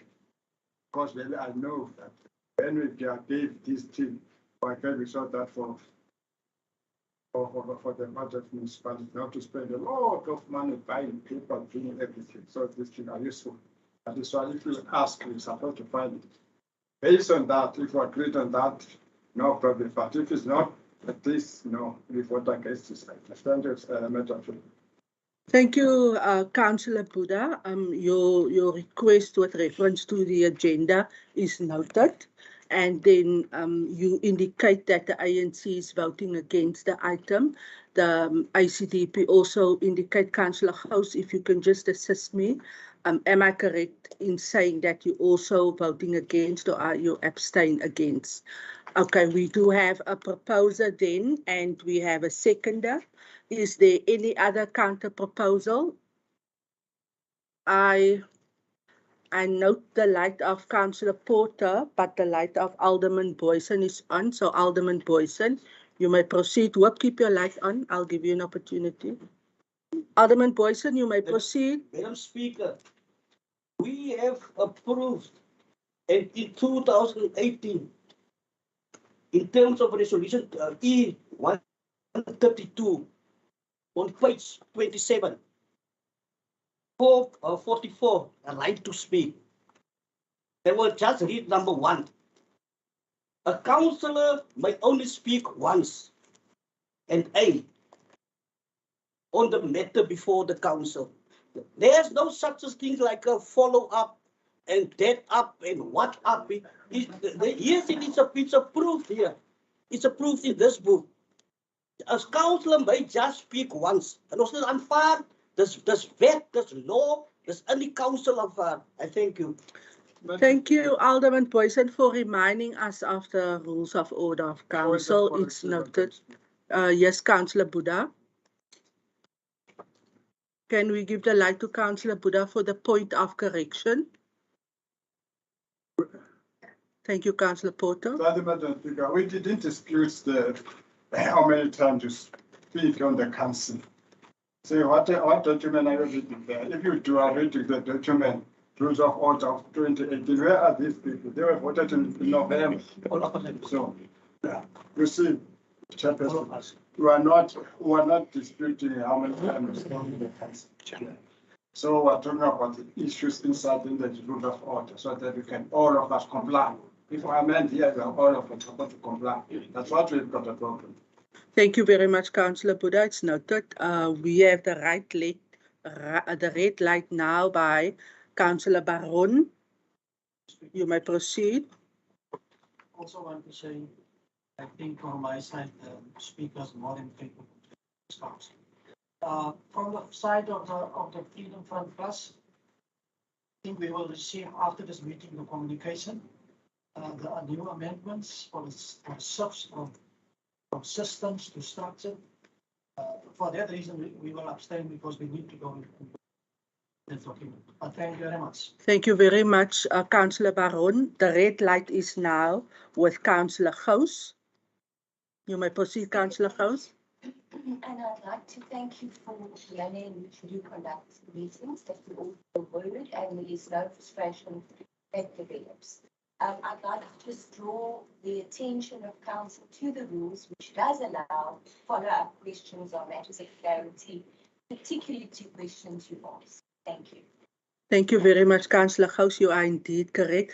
Councillor Porter, the red light is now with you. You may proceed. Thank you, Speaker. The red light is now with me. Before I deal with this issue, I want to address the Speaker in terms of the rules of this council when it comes to point of order. I've raised a point of order. Before me, someone else has raised a point of order that was granted. And as a Patriotic Alliance, we take note and we are questioning the reason as to why the nature it was rejected or ignored.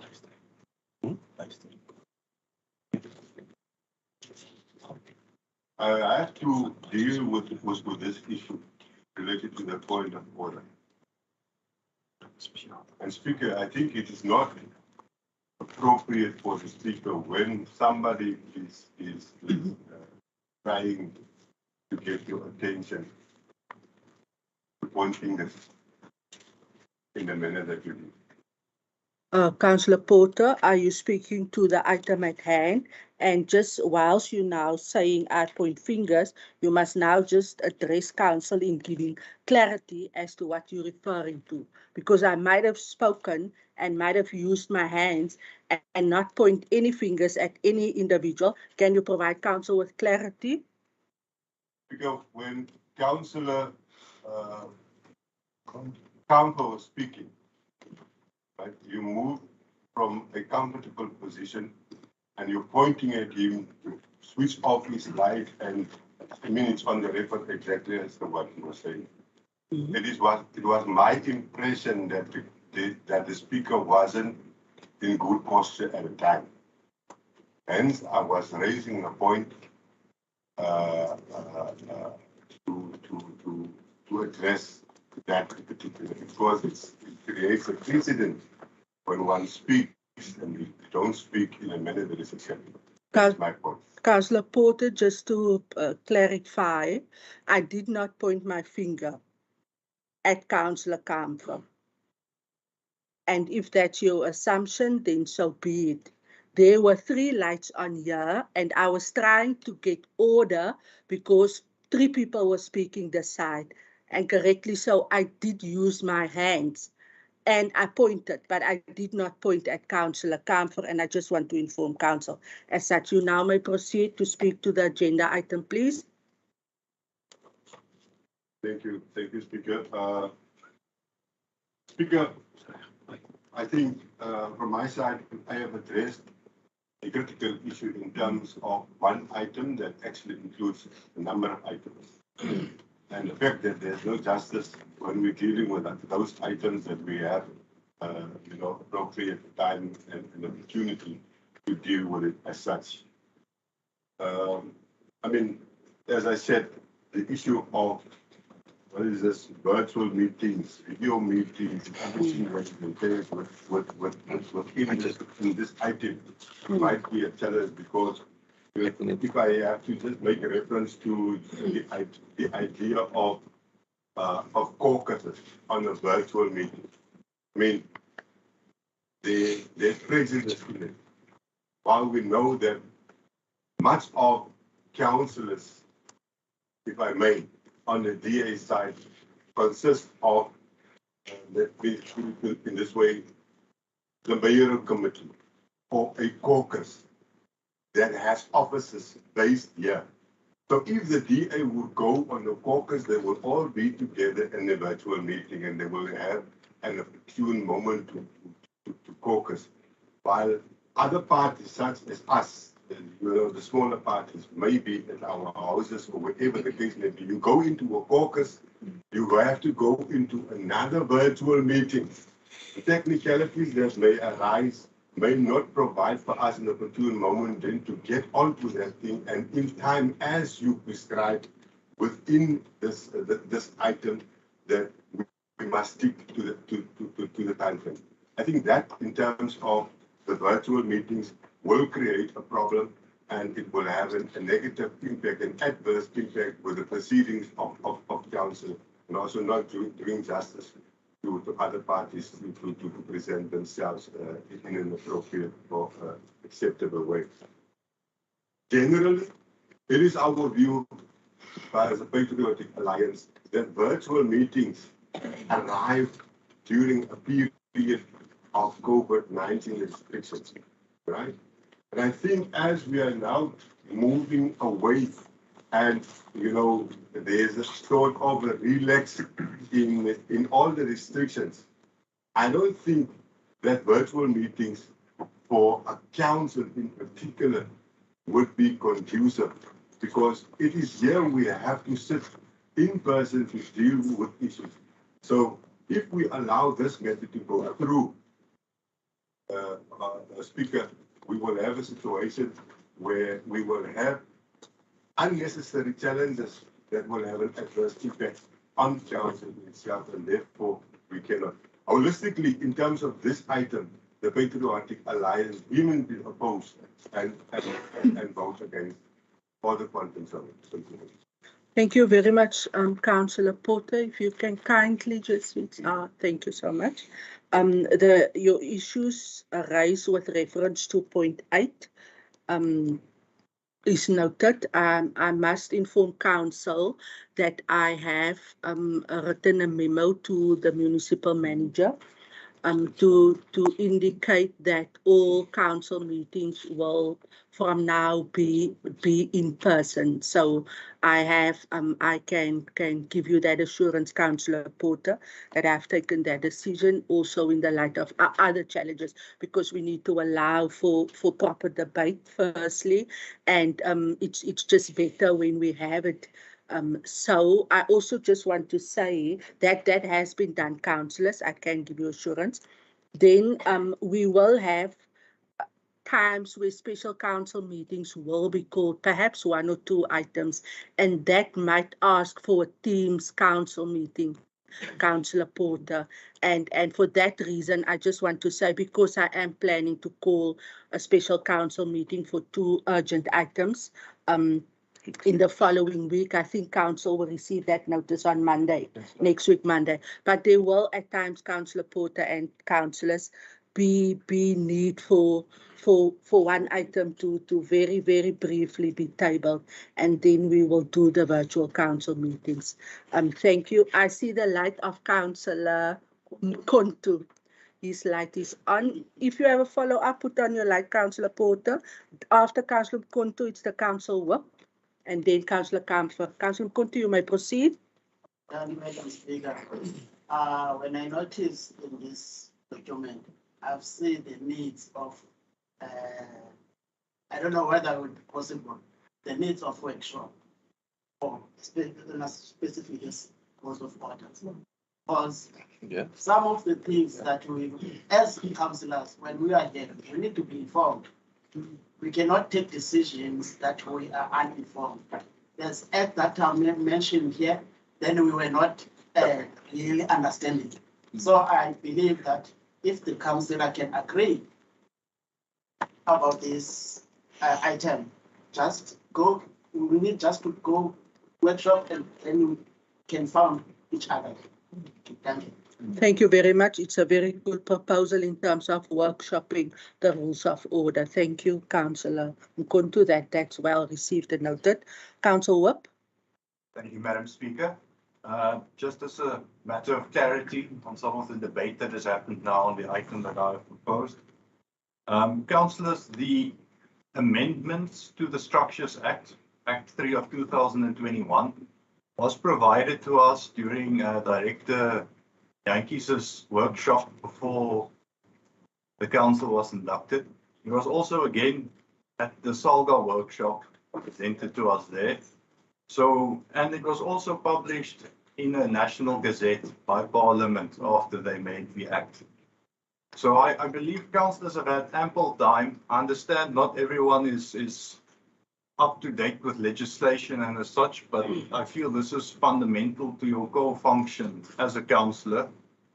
And it was workshopped twice in person previously. So the matter was discussed, I believe.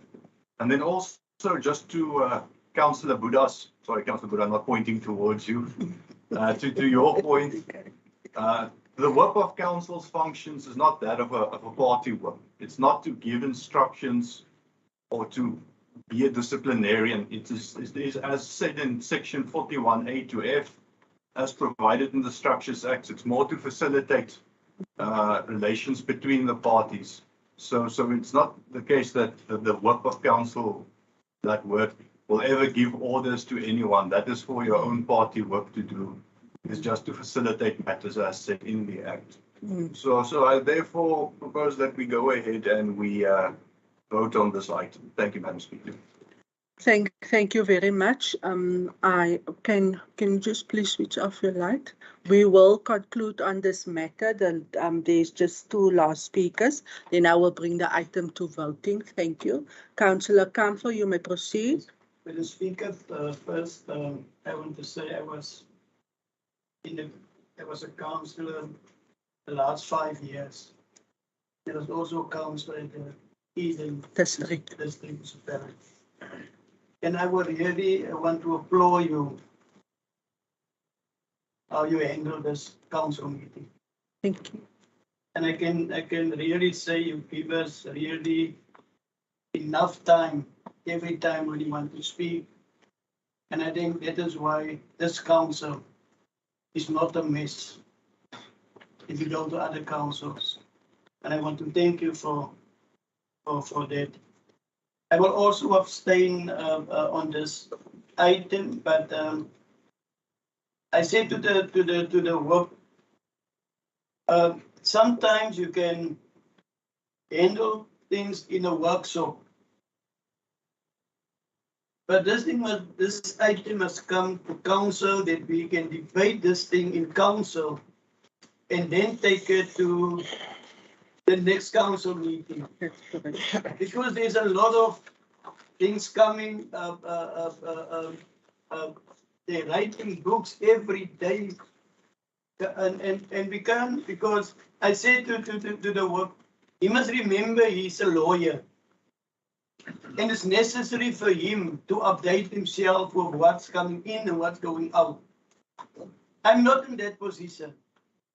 So I will understand when something comes and says, listen, there's a specific item, that, and as the council is saying, if we can workshop that, then it will be very nice when it's in council. So, but I will abstain on this one because the speaker, and my last one is, I watched a video of Parliament. Now, if you go to Parliament, you will see that the EFF wearing in Parliament, they're wearing their berets with the logo on.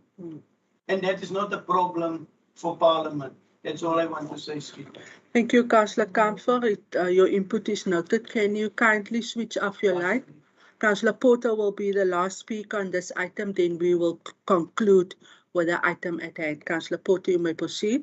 Thank you, Speaker. We have indicated that the item with all its sub-items, right? And how we respond to it in terms of the vote. I just want to put emphasis and thank you to the work that brought clarity on his duties. Again, I'm very sensitive when it comes to wording in writing, in rules, or whatever the case may be. Let's even say laws. Because the understanding in terms of how it is written, that there is now,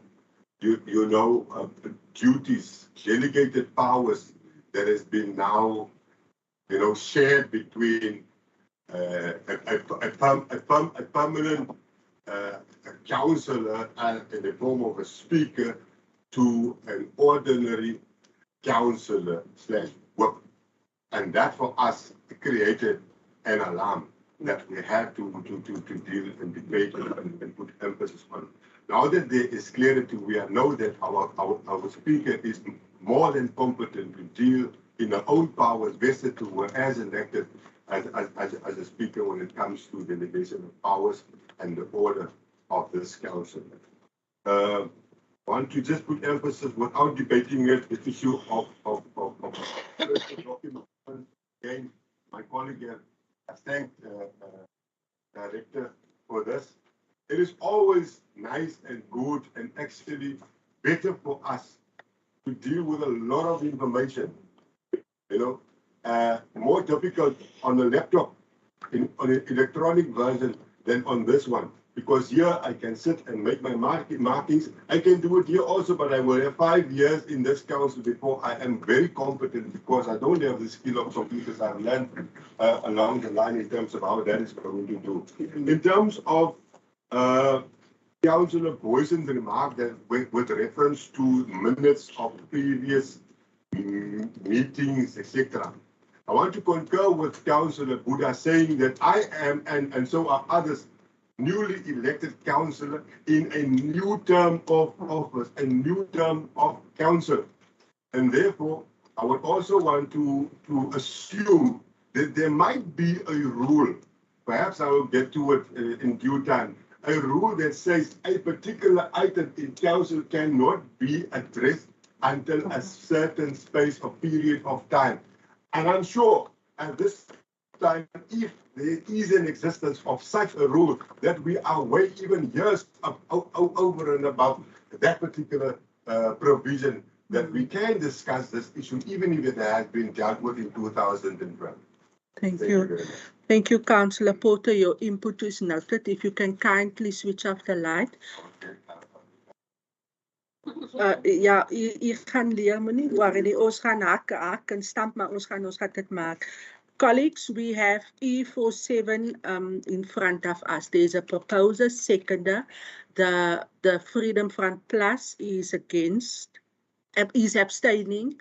The ANC is against. ICOSA is abstaining, and the ICDP is against. Administration, you have noted, and my sincere apologies, and the Patriotic Alliance is also against. Thank you, colleagues. We have exhausted the debate.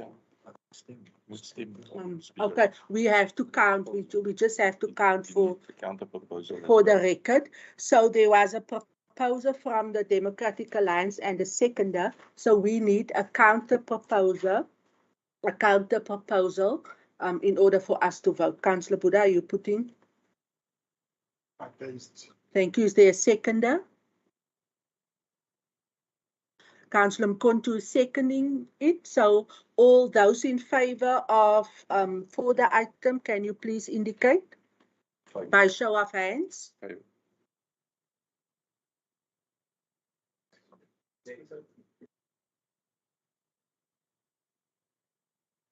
Thank you very much. Those against?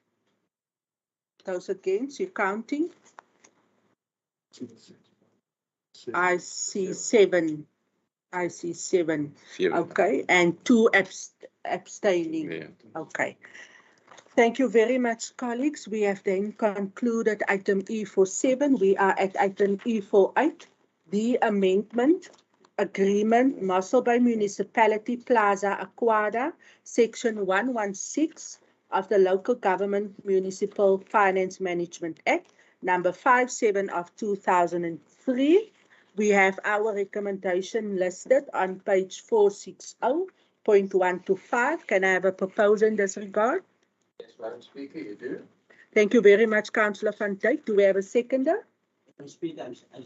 Thank you, Alderman Boyson, for seconding. Is there any counter proposal or question of clarity on this item?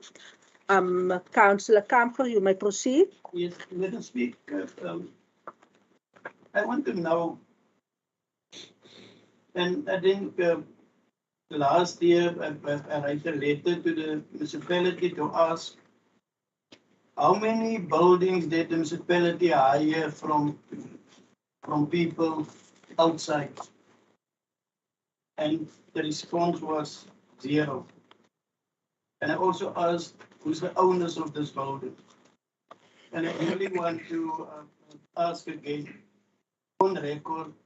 We want to know really how many buildings did the municipality hire and for how long Because if I make a calculation on money that we spend,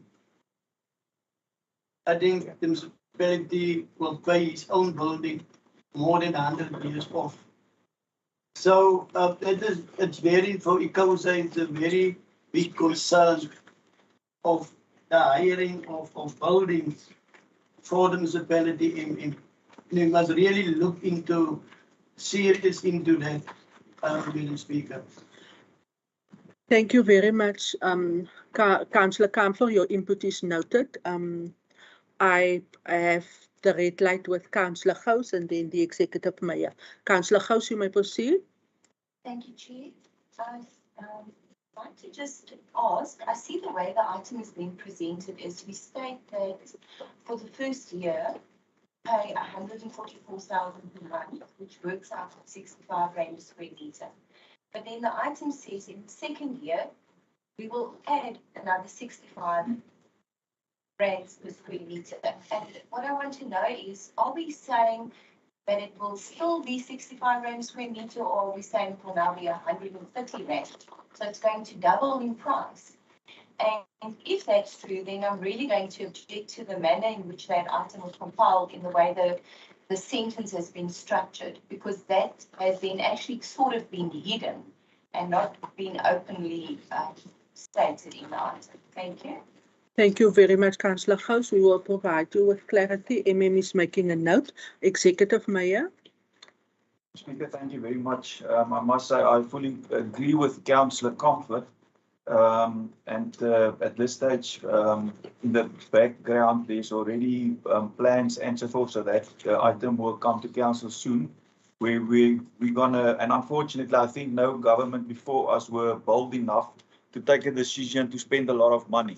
But at this stage, we've got this building. It can be upgraded. It's not going to be that difficult. You can go up on this thing.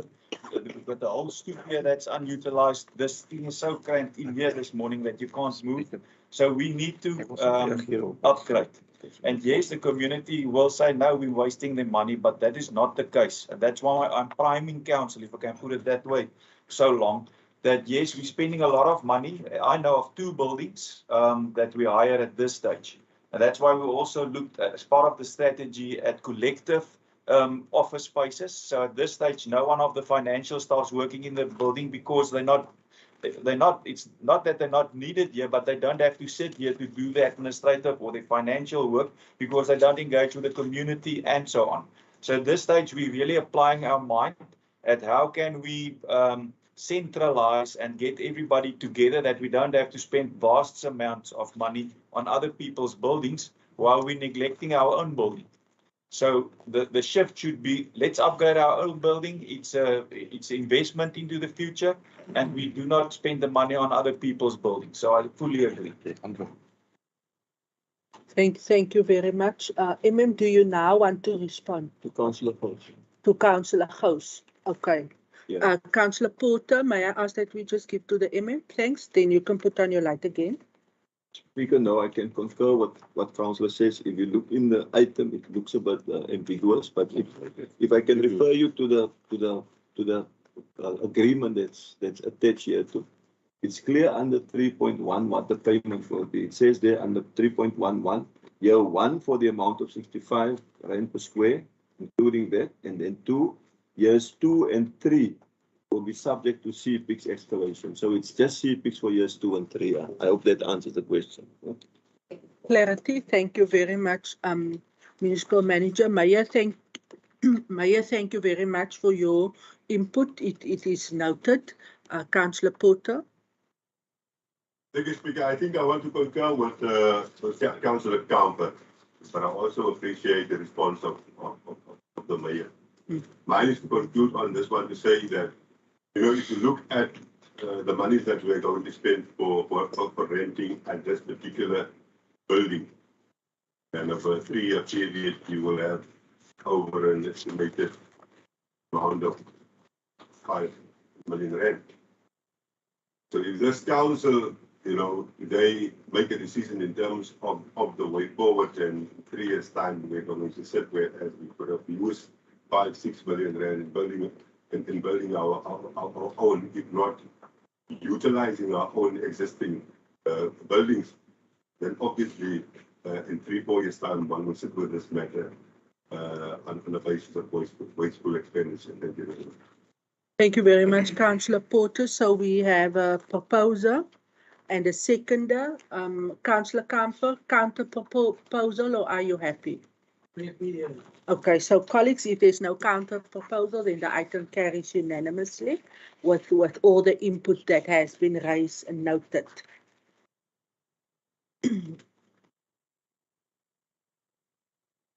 Thank you very much. We are then at item E49.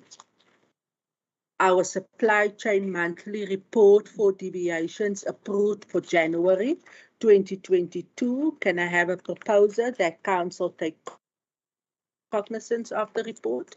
Madam Speaker, I'll propose. Thank you very much, Councillor Furness. Do we have a seconder? Second, Madam Speaker, I'm second. Thank you very much. Any questions of clarity or counter proposal? If none, then the item carries. E50. Monthly reports with regards to supply chain management for January 2022. Can I please have a proposer for taking cognizance? Thank you, Councillor Annie Jansen van Rensburg. Is there a seconder? Thank you very much, Councillor Furness. Any questions from members for clarity? All councillors good, then we take note of that. We are at item E51, approval of financial donations from Southern Estuary Rehabilitation Action Group to Mossel Bay Municipality for the removal of accumulated sand from the Great Brack Estuary. Can I have a proposal in this regard, please? Yes, Madam Speaker, you do. I will propose. Thank you very much. Councillor van Dijk is proposing to the recommendations listed.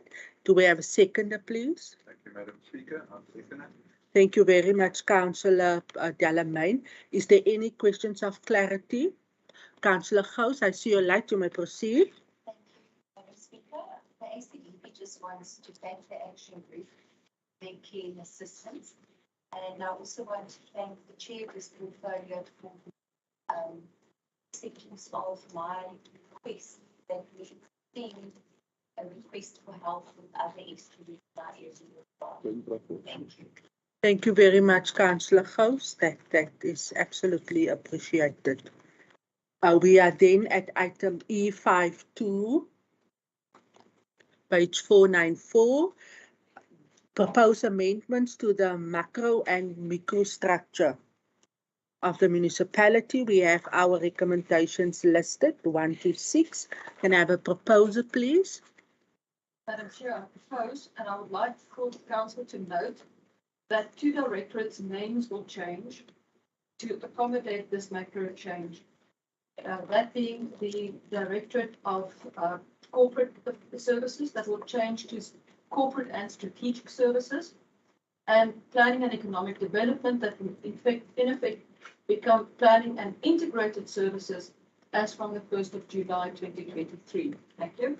Thank you very much, Councillor Leroux, for your proposal and that amendments to the recommendation and the item. Do we have a seconder? Thank you very much, Councillor Kannemeyer. Do we have any questions of clarity or counter proposal on the item? Councillor Buddha, you may proceed. Madam Speaker, thank you. Not a counter proposal. It's a sort of a counter. As long as the union, they were involved, and some the stakeholders, they are happy. Coiners are going to be happy. We think that this new organic, then all of us are happy. Thank you very much, Councillor Buddha, and I can confirm that the proposal on the organogram did went through the LLF, so the unions have been provided the opportunity to see the changes and give their input also. Thank you, Councillor Buddha. Councillor Gous, you may proceed. Thank you, Chair. I just want to ask, as a question of clarity too, the executive manager will now become a director. Will there be a pay increase, a pay difference? And then the post Deputy Director Civil Services, what will happen to the person in that post? And then I also just want to state, regardless of those answers, the ACDP abstain on this item. It was not that long ago, this council spent, I think it was almost 800,000 rand on an external team that came in and evaluated all the issues and made recommendations. And that's now being changed again. So I'd rather abstain on this item. Thank you. Thank you very much, Councillor Gous. We note that you're abstaining, but the MM will respond to your questions raised. MM? Chairperson, question one, whether there will be an increase in remuneration for the director post. The answer is no. And then it's just a name change, basically. And then point 6, the Deputy Director Civil Services, the posts were never filled up till now. That's why Mr. Naidu suggested we abolished it. Yeah. Thank you very much. Councillor Gous, you comfortable with the answers? Thank you, Councillor Gous. Councillor Buddha, you also covered with your questions raised. The item then carries with the ACDP that is abstaining. Thank you very much. We are then at item E53, our revised telephone policy. Can I have a proposal in this regard? Councillor Baron, I see your hand. Thank you very much, Councillor Baron. Do we have a seconder? Councillor, Madam Chair, I will. Thank you very much, Councillor Leroux. Is there any questions of clarity or counter proposal? It has been through the committees. Councillor Buddha. Thank you, Madam Speaker. Madam Speaker, I don't have a problem because this policy was workshop to the employee there. And then as long I feel that the unions are involved, I think we don't want to see in the cooperative warnings, when we are used to the phone delivery and so on. Thank you very much. Thank you very much, Councillor Buddha. Your input is noted.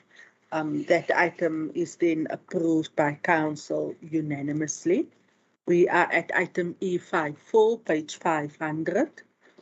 The amendment of the Mossel Bay Municipality Human Resources Management Strategy and Human Resources Plan for 2021 to 2026. Can I have a proposal in this regard, please?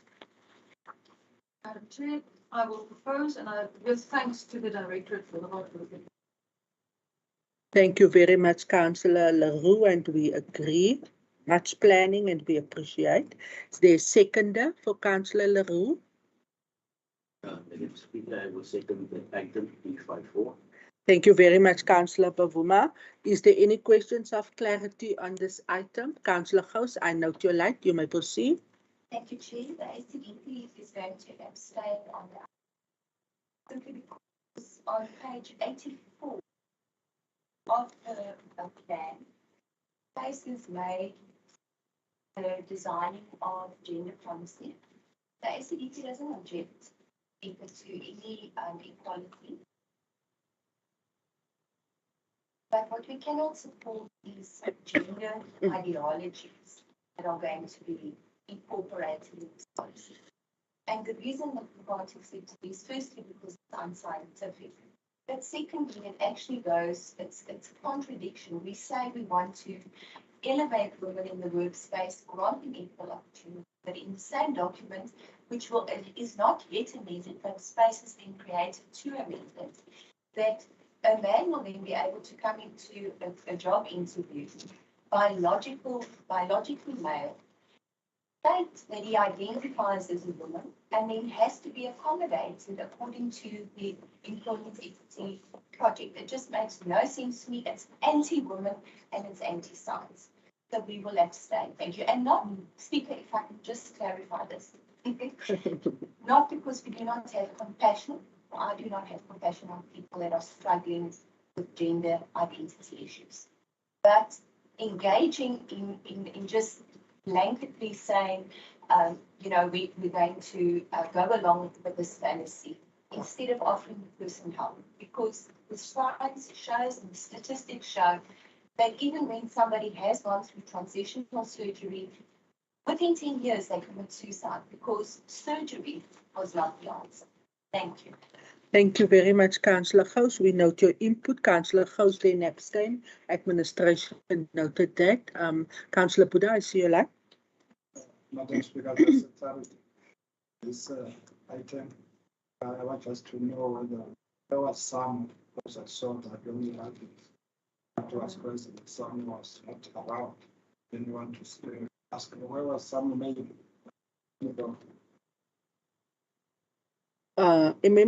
Can you just provide clarity?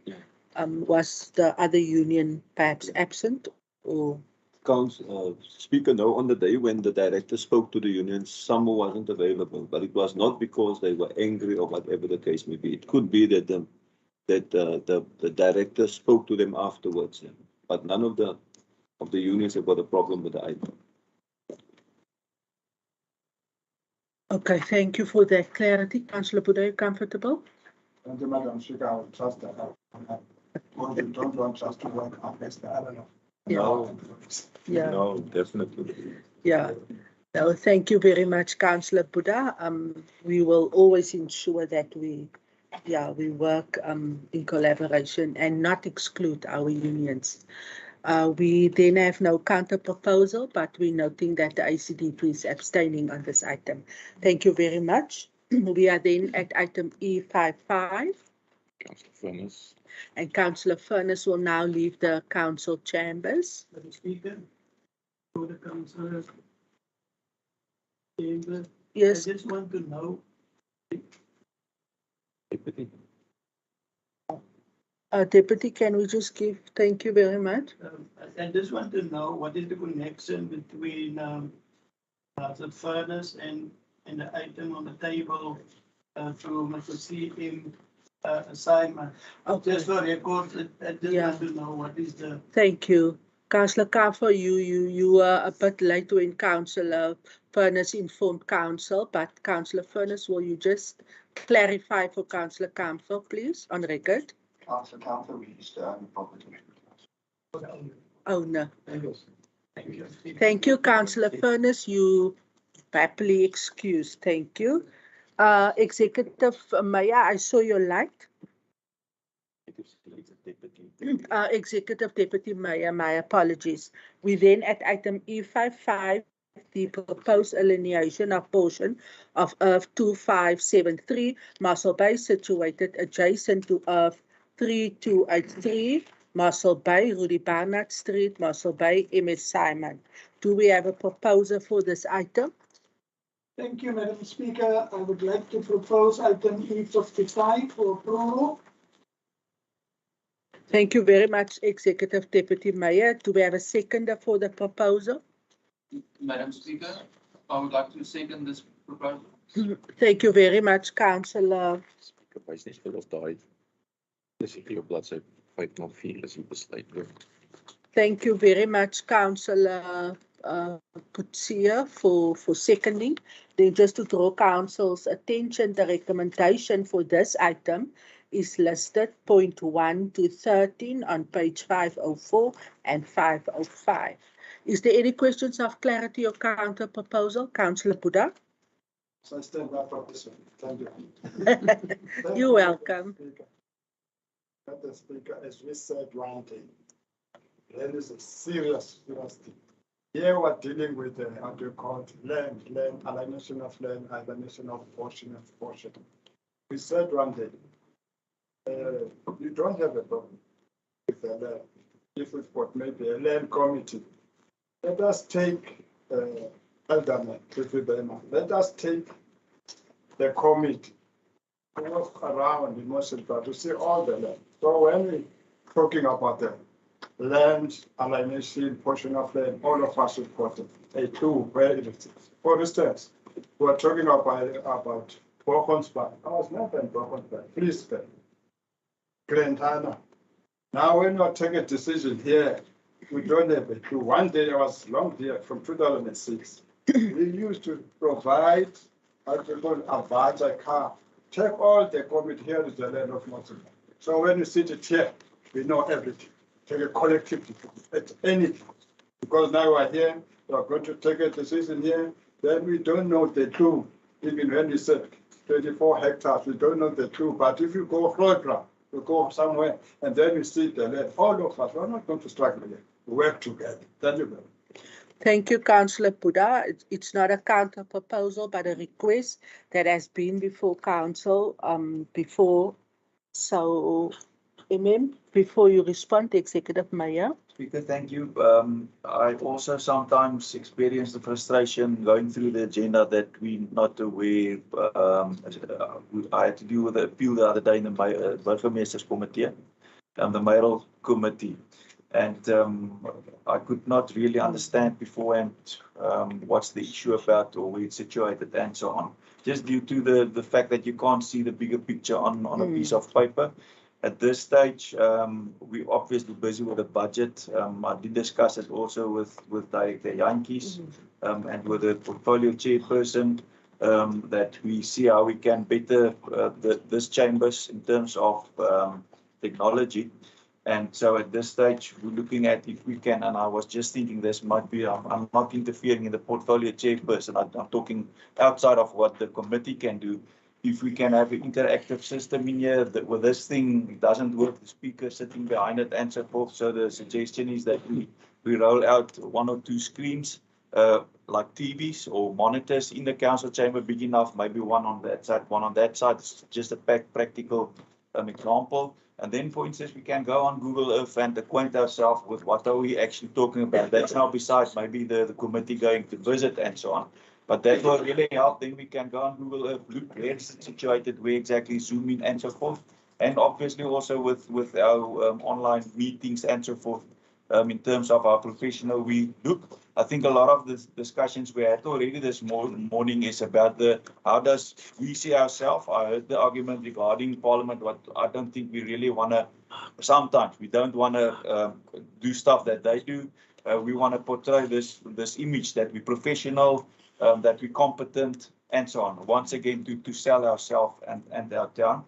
But I did discuss it yesterday morning. Some of the technicians was working in here with this stuff, and I saw them and I asked, and Director Jantjies at that stage, unfortunately, also walked in and then they already said, but they're looking at some of the suggestions. Thank you. Thank you very much, Executive Mayor. I think it's a very good proposal from the Mayor, Municipal Manager. It will allow for us as council to know, because we need to take informed decisions. Yeah, Councillor Mkontu, I see your light. Okay, my interpreting.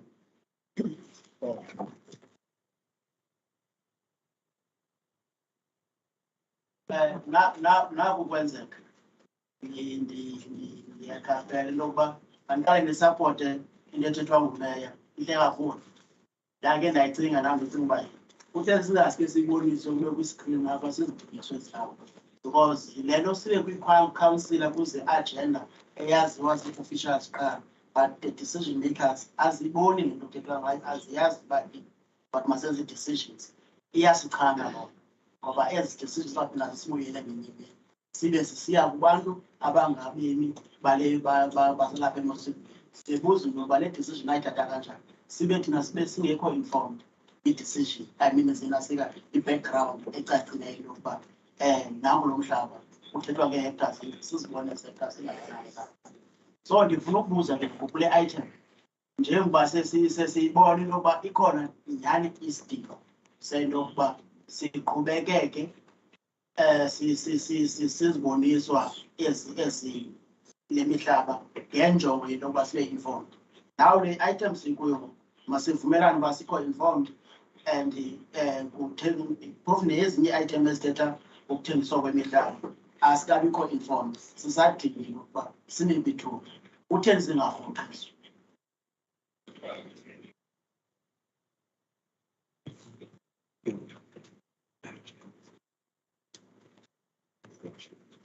Thank you very much. Can I ask to Director Venter perhaps indicate or respond, because the council is saying now that we must refer the item back, and there's a number of items, Executive Mayor, this morning before council with reference to the alienation of of land, and that request will also now be referenced to that. So, Director Venter, can you kindly advise?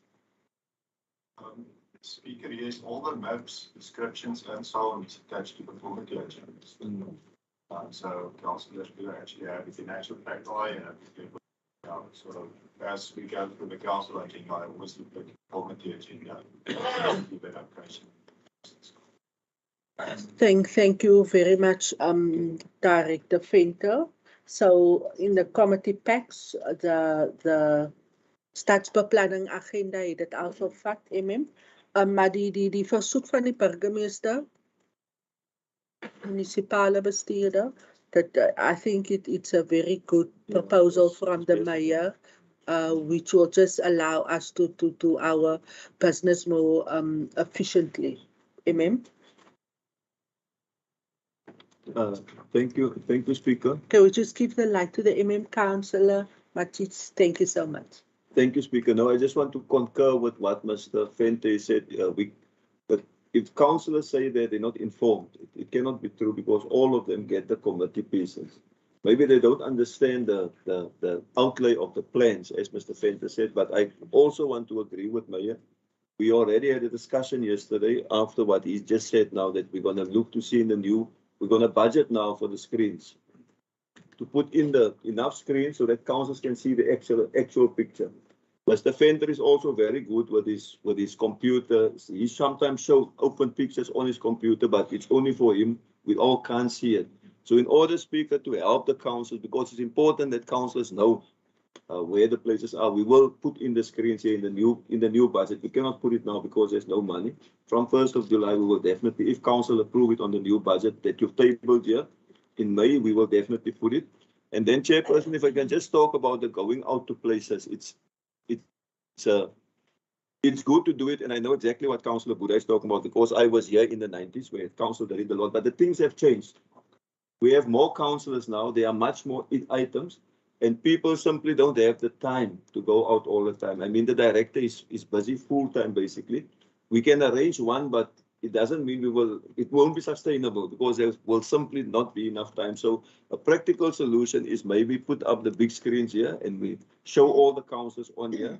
And then the last thing, Mayor, every councillor do have the right to come to the administration and ask questions. Some councillors are very good in doing it. They write emails, lots of emails, and they get the answers. So, Councillor Buddha, you and your caucus, anytime we are available before the meeting, our directors are available. We will assist with any question that you might have if you come in time, Speaker. Thank you for that clarity. I see your light, Councillor Buddha, and then Councillor Gous. Thank you, Madam Speaker. No, we need to see the sketches. Director Venter, you see the sketches in the committees. When you look at the sketches in the paper, it's not the same as you see maybe in the slide as the mayor suggested. I like what the mayor suggested. All what we need, you want us to take a collective decision, all of us. And now, my colleague is asking whether, if these all are lineation, it's not familiar to us. How do you feel? What is your feeling, Speaker, in order to withdraw this item don't about the line? No, Councillor Buddha, we unfortunately won't be able to withdraw all the items at this point. Yeah, I must just indicate that to Council. Councillor Gous. Thank you, Chair. I have in the past recommended that when we have these kind of items, we actually put a physical address. Like, for example, on item E60, we see 55 Mossel Street.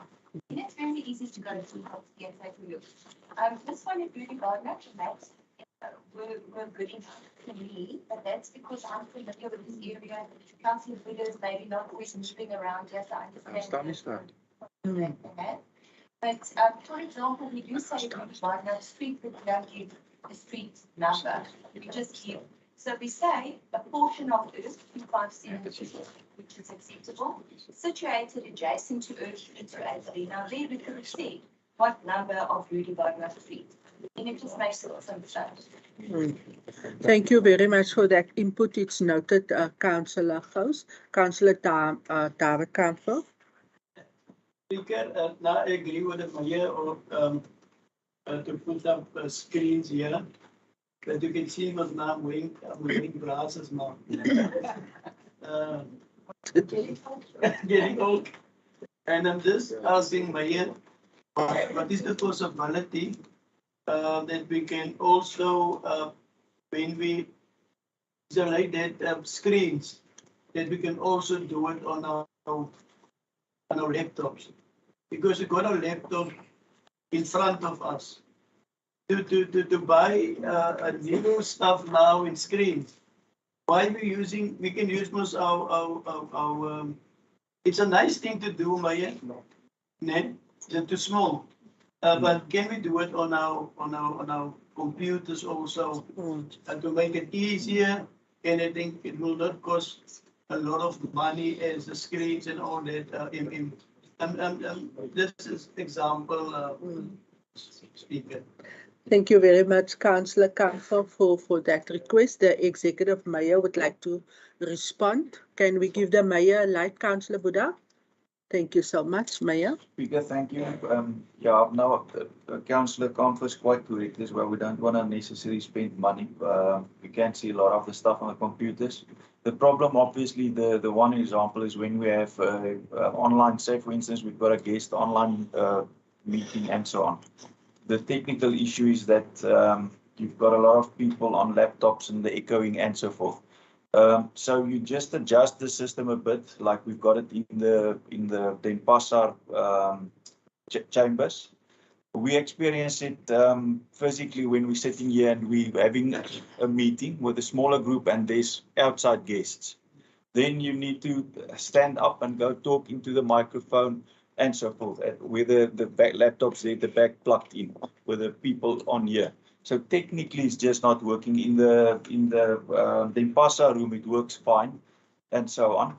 Obviously at this stage, so yeah, so it's not a all or nothing.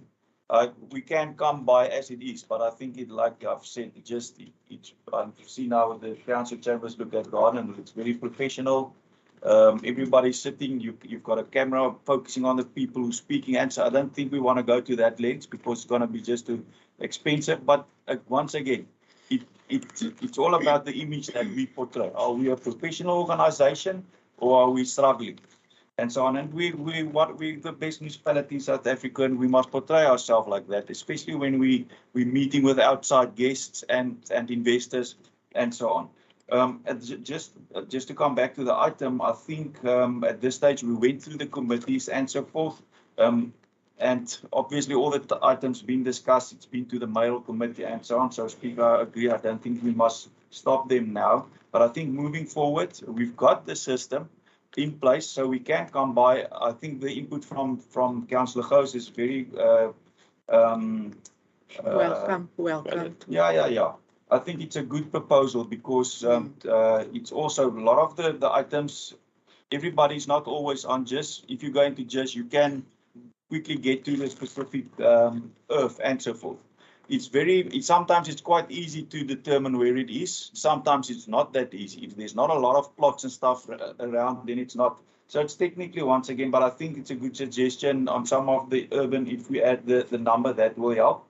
But at this stage, Speaker, moving forward, I think in the council committees, if there's items for now, I think we can use the chairperson then just need to move. We're not that full and so on. So we can work around it. And then obviously the goal is to get ourselves a place where everything works properly. Thanks a lot. Thank you for that input, Mayor. So Councillor Buddha, last bite. Thank you, Madam Speaker. Madam Speaker, the matter is right, 100%. This item will go through committees. But now, since we are here as a collective, I want that 10 minutes caucus so that you can see, because there was a request of back to just 10 minutes caucus. Councillor Buddha, your request for the caucus, is it with reference to all the other items that we still need to do with regards to the alienation of land? Okay, colleagues, it has been a long race. It's 12 o'clock. So I think we all welcome the 10-minute break. And I have no problem in granting the caucus. The ANC then can go for caucus. Just before you go, I'd like to acknowledge we have a member of the National Council of Provinces today here visiting us. And I would like to say welcome, Mr. Lund, to the Mossel Bay Municipal Council. Thank you for taking time to sit in. The ANC, your caucus is granted. Thank you.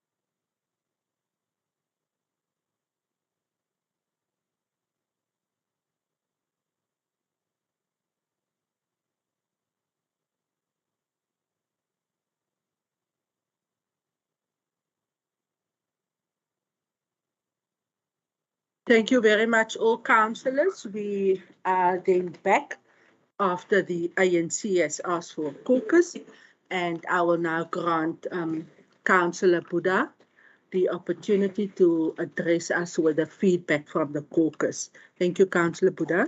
Thank you, Madam Speaker.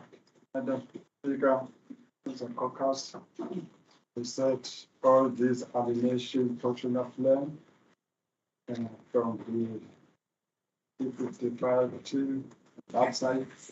So now I'm going to hand it over to him, so I will call so that we can put our position in. Thank you very much, Councillor Buddha. Councillor Mkuntu. Danke, Madam Speaker. Ich bin hier, weil die Laufbahn Unotato ibeka kamnandi belaqala thitha. So nandinikela chance kayinasi criteria. Kuyile ndima yemihlaba. Siyavumelana into yokuba kukhona apho sibetheka khona. Siyamva udirector ethetha into yokuba uyasinika ngokwe-agenda atatshiwe phaa. But sisoloko sireason ukuba asifumani kakuhle le attachment. Yes, animation of land, it's open space or whatever, hectare or whatever it is. So umbuzo into esiyibekayo into yokuba kuyo yonke le mihlaba ekhoyo apha ebekiweyo kule agenda asivumelani nayo up until le proposal kameya into yoba zibe lapha phambi kwepresident sizibone sibe yinxalenye yokuba siyazi ngoba kuphi lo mhlaba uqhubeka nempilo zomhlaba sizokwazi ngendlela siyenzeka ngayo iyafana nabisakude because ezinto zicaci kakhulu sisebatsha asizukwazi ukuzazi zonke abathi bekwisasilayo sibe kwabantu siyibone ukuba okay nangu lo mhlaba wendawo ethile uzihektare ezingaka okanye uzimitha ezingaka siyazi bona ngoba i-decision yethu apha izasibhalinda nakwibheshelezayo. Andiyazi ke ngoku into yokuba yintoni ebambayo ethi mhlawumbi lo mhlaba lo asinazixoxisa izinto sizixoxe ngelinye ixesha ngoba andiyazi noba yile qha into yokuba masixoxe le mihlaba. Ingabe le mihlaba kuthiwa masiqhubekeke siyixoxa, ingabe iza ne-basic service ebantwini? Le nto xa siba izawufumaniseka if ayizine-basic service ebantwini umhlaba ukhonjiweyo uba mona azuyizela basic service ebantwini bokuhlala, ndicinga uba mna masiyirhoxise sisamile khona if bayenzekileyo into siya-absteyina sizimbesi.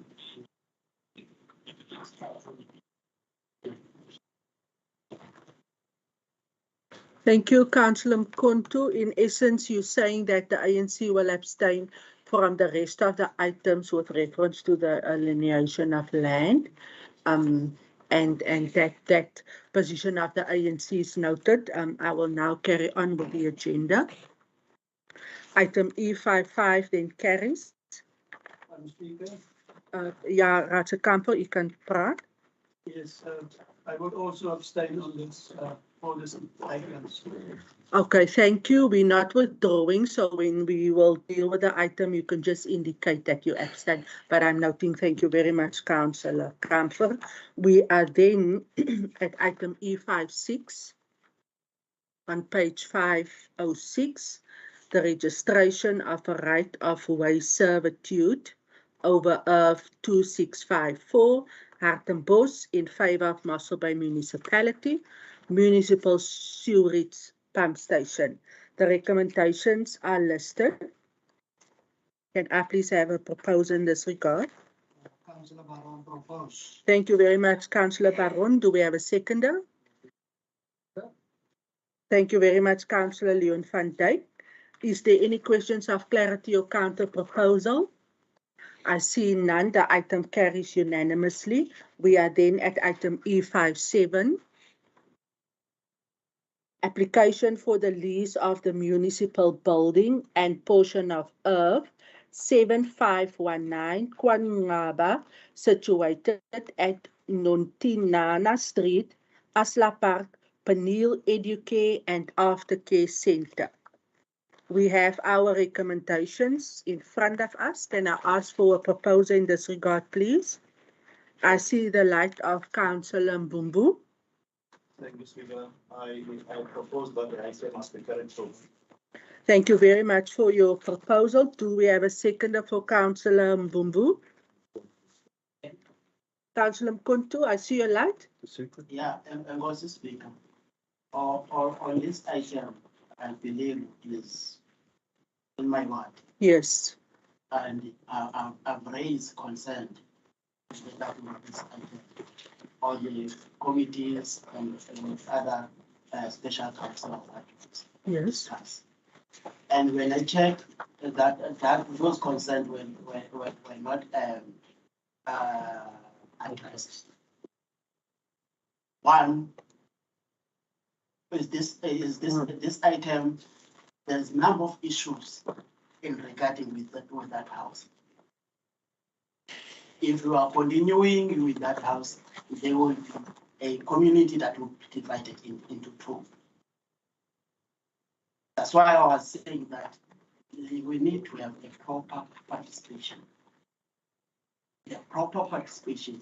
Let's call the community and discuss with community. If there's a need of a creche, let's identify the creche, that area as a creche, but let's involve that community. So the number of questions I called a meeting with not for that thing, but this thing was a big issue. Because in that house, that person is already extended, and there's things that put outside as a creature, and by the time that he didn't do those things, community were never up in arms in regarding with that house. Now they are up in arms because there are things that happening. They want to know is the creature's what. And that's why I was saying that in this item we need to go to the community. You cannot just be people that don't want to listen to the community. That thing is in my word. Yes. Councillor Mkuntu, thank you very much for raising all your concerns. I believe point 17 of you can look there on the recommendations. In the item, Councillor Mkuntu, it says that the public participation process as prescribed in the relevant legislation be followed. In other words, Director Venter, can you please just indicate, will we there now still have a public participation process that will follow, which will allow for the public, as per the concern raised by the councillor, to then address the issue. Am I correct? Thank you very much, Director Venter. Councillor Mkuntu, the item will go on public participation, and it's an opportunity for the community and yourself then to address the issues that has been raised. Is there any other questions of clarity or a counter proposal? Because we have a proposal on the floor. It has been seconded.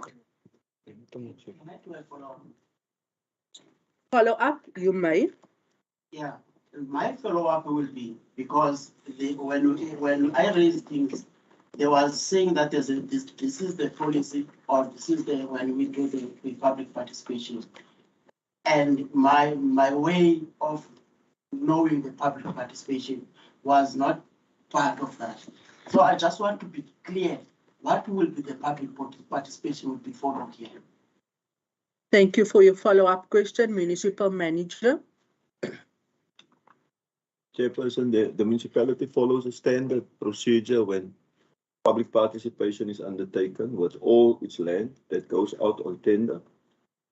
In this case, I would suggest, Chairperson, that the ward councillor, who is Councillor Mkontu, he knows the area very well, he must actively become involved in informing the people in that area. I think Mr. Venter then does it goes to the newspaper, Mr. Venter. I don't know whether you send to individual people as well. I don't think in this case, but the council have got the right, Speaker, to inform the public in the area about this item, because you are aware of it now. Some people might not be aware, it's only in the news. But there's a responsibility on you also as a councillor to go to the people and tell them, listen, this thing is advertised. What do you say? This is a route that we should follow to make comments to the municipality. Okay. Maybe Mr. Venter can just add that. I'll allow for Director Venter. Speaker, yes. Actually, it's correct what the MM said, that we do advertise in the newspaper for the comments, which is in line with council's policy in terms of we deal with the selling or leasing of municipal land. But the MM is also absolutely correct. Sometimes we do follow broader processes, and I think it's becoming more clear that in this particular instance it's necessary to do that. I'm sure that we will definitely consult with the ward councillor and see where we can add to that process so that the relevant comments can reach us. I think the risk is already indicated to us. We ignore that risk, of course, is not wise. Thank you very much, Director Venter. There is no counter proposal. The councillor's concerns raised will be addressed through point 70. Is there a seconder for the? Madam Speaker, I just want to get clarity on this one. And MM said the councillor of this ward can go now and inform the people of what will happening of selling of this property. Now I want to come back to interference in the administration. Because people can come tomorrow and say, but the councillor and I know the municipality they like this one, interference in administration, and I come through this for the last 5 years. And I just want to cover up my councillor. That this thing will not happen when he goes, because he can go now to the community and tell the community, listen, you don't agree with this MM. You must say that and that and that.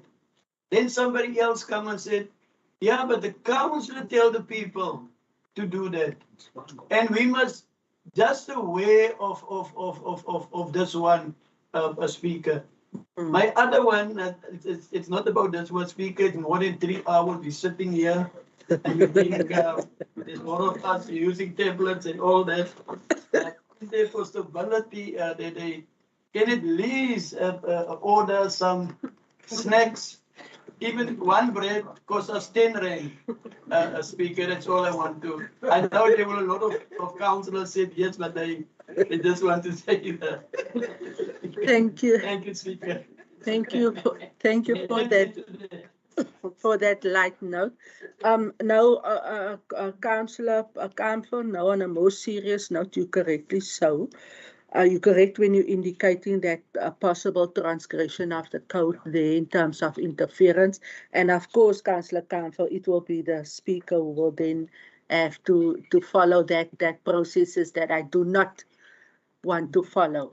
So let's be cautious on that matter. No councillor can interfere and exceed the role in terms of what a councillor should do with reference to assisting in ensuring that the public are made aware that there is a process and they can follow this route in terms as an advisory capacity municipal manager, because the next step will be a letter to Councillor Mkonto if he does that. So let us just rectify that. Thank you. Councillor Kamfer, now I'm taking note. The work of the ANC caucus had said to me that it's now the second time. So we will now then look at that policy with reference to the 3 hours and provide the way forward. Mayor, your light is on. I still need a seconder for this item. Yeah, the mayor can proceed. Speaker, thank you. Yeah, I think MM used these words wisely and he said inform, obviously not influence. There's a difference. It's true. there's a difference. We're not activists, we councillors. And we've got a code of conduct that we need to adhere to. But Speaker, also on a lighter note, my suggestion will be in future, if we're under 3 hours, council or the administration, or let's say the municipality pay for the food. But if it's over 3 hours, then we need to, we also get the food, but then we need to pay for it, for everybody here, for the administration as well. Colleagues, I want to open a debate now. It is the executive mayor that has spoken. So let's leave it at that. Mayor, thank you. Council takes note. But I need a second. Colleagues, can we get to the item? Second. Thank you very much. There's a second. There's no counter proposal. The public participation process will follow, which will deal with Councillor Mkonfi's concern. We are then at item E58. Proposed amendment of Council Resolution Alienation of Earth 20739, Mossel Bay, situated at Alma Park, Mossel Bay, by the means of a tender process. Can I please have a proposal in this regard? Thank you, Madam Speaker. Madam Speaker, firstly, I want to thank the administration for bringing this item this morning, or this afternoon already, in just the manner that the people, the residents of Alma Park asked in. Then I want to thank the municipal manager, that time the manager of safety, Councillor Boyson, our executive mayor, Councillor Delamain, and Councillor Van Dijk, going out and face this angry people of Alma Park. We have a problem with safety in that area of all the empty areas. Yes. And therefore, it's for me a pleasure this morning to propose this item to council. I thank you. Thank you, and I believe you're doing so as the ward councillor. Yes. Can I have a seconder? I will second Speaker. We noting, thanks, Councillor Kamfer. If there's no questions of clarity or counter proposal, I see the light of Councillor Buddha. No counter proposal, Speaker. Just I want just to clarify group housing and then town housing development. Can the difference? The difference. We'll ask our very competent director, Karel Venter, to provide clarity. Can we give the light to Director Venter, please? Councillor Porter, can Director, thank you. It's in essence, it comes down to the same thing, Councillor Speaker. It's basically the townhouses are the familiar term we are used to, those little houses that stands close to each other. In essence, it's a higher density type of development compared to your single earth with one dwelling on that. It's a higher density type of development. Thank you very much, Council. That clarity is, thank you very much, Councillor Buddha. Councillor Porter. Thank you, Speaker. I don't want to deviate from the thing we are talking on about housing, type of housing and land. It's a very sensitive issue happening, and I think it's across the country. Might be that this council has already dealt with it, maybe prior to my time. But I think housing specifically to military veterans is an issue of concern. Point of order, Speaker. Mine is to say. There's a point of order being called by the council. What? Just relevant, Speaker, to the item at hand. Can we please stick to it and move on through the agenda? Thank you. Thank you very much. Councillor Porter is speaking to the item at hand. I didn't want to start off with a terminology counter proposal. And therefore, I need to be understood clearly when I make the reference to what I've just alluded to. Thank you, Councillor Porter. What I'm saying is, instead of putting this app on tender, my counter proposal is to have this land available for military veterans in housing. Thank you very much. Do you have a seconder for that counter proposal? Councillor Porter, is there any seconder for Councillor Porter? Councillor Porter, unfortunately, there is no seconder, so that counter proposal does not carry. The item carries unanimously. Thank you very much. We are at item E59. The application for the renewal of lease agreement of a portion of the municipal commonage. My apologies.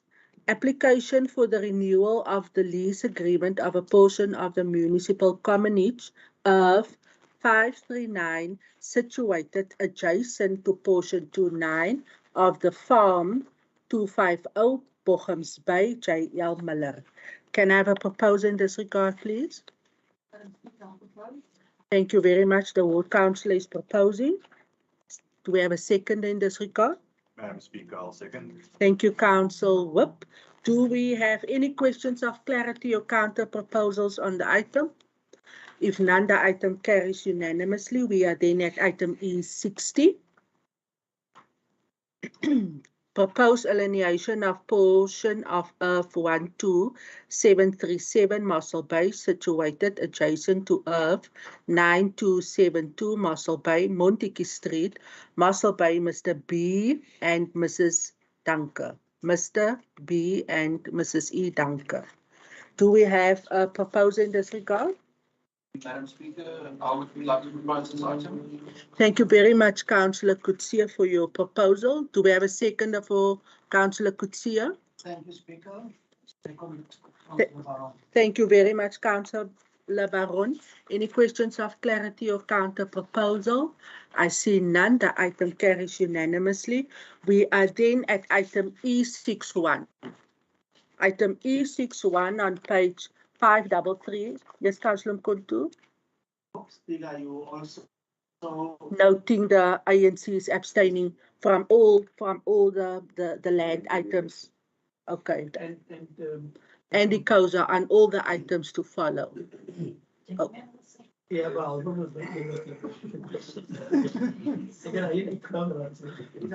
Okay, thank you very much. If we could just get back to our agenda, then we are on item E61. Approval to obtain a court order for the alienation of Earth 4534 Hartenbos, situated at Mandela Street, Sonskyn Valley, by the means of tender process. Can I have a proposal in this regard? Madam Speaker, I also propose, as this matter is just to get a court order, I hope my ANC colleagues will support me in this matter. Thank you. Thank you, Council Whip, and I believe you also the ward councillor for that area. Do we have a seconder for Councillor Botha? Yes, indeed, Speaker. The ANC is indicating, but Executive Deputy Mayor, I note you are seconding. Thank you very much, colleagues. The item then carries. Yes, Councillor Kamper. I'm sitting here.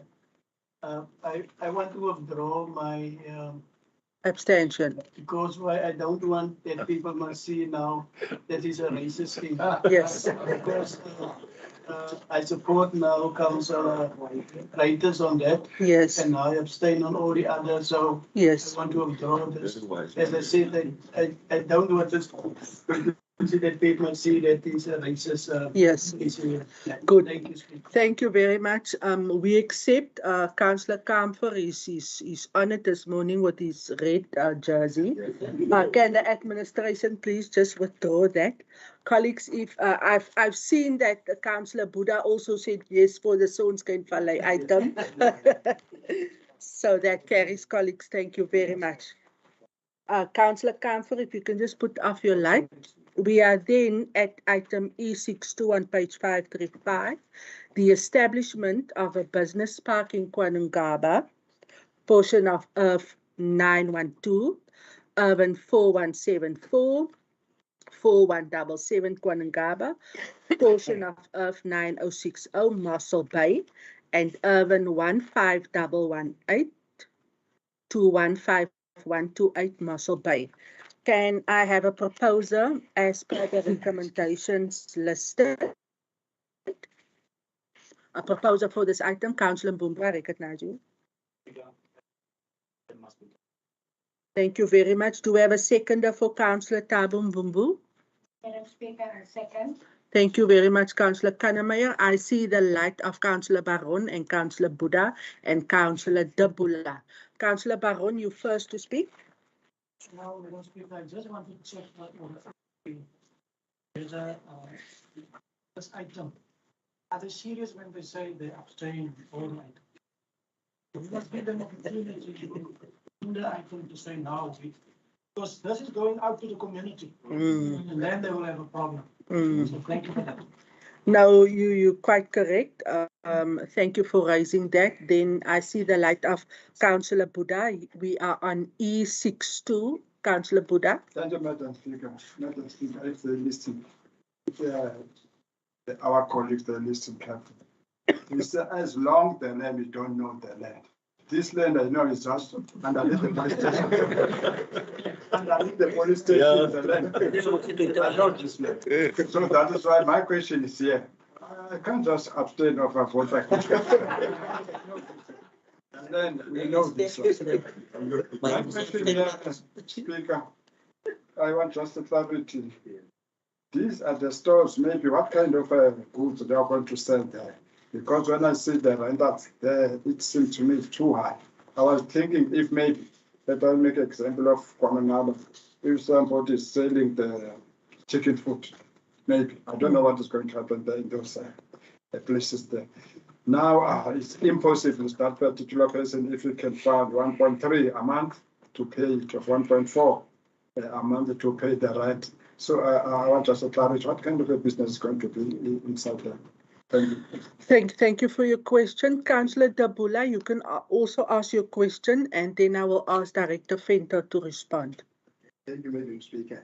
I want to speak my language. Okay, you're welcome.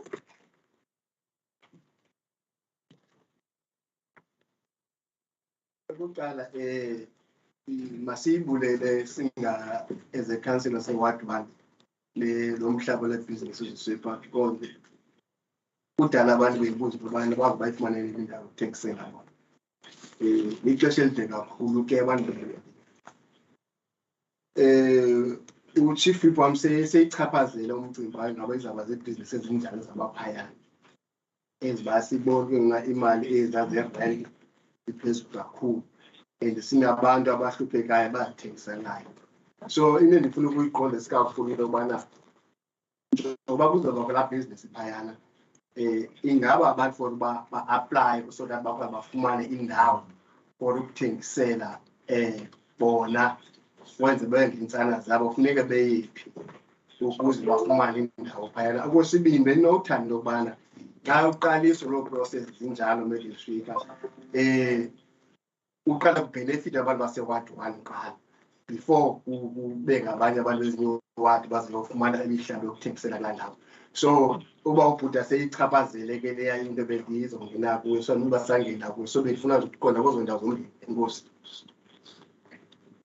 Thank you very much, Councillor Dabula. It's the issue then around the Ward 1 residents that should benefit because this business park is coming in Ward 1, and then also clarity on what type of entrepreneurs we will accommodate. Director Venter, over to you. Can we give Director Venter the light? Thank you very much. Thank you, Speaker. First of all, the tariffs on page, I think it's page 5.0 of Council agenda, where Deviation number 4, tariffs for the lease of above should be set at an affordable rate per square meter. So remember, we must still look into services, but they must still be developed now after the council issue council acceptance. And then we will come back to council for affordable tariffs, and I think it's well noted here. It should be affordable, and we will have. Secondly, in terms of that certain people from certain areas should benefit. There is a policy, allocation, that's in terms of point number 5 of the recommendation. But the allocation of business park opportunities, but the allocation should be done in terms of council's policy. So I think the types of businesses will really depend on the entrepreneur that comes to us to apply. So we are not really prescribing, as long as it's not a nuisance activity and it's with the necessary zone.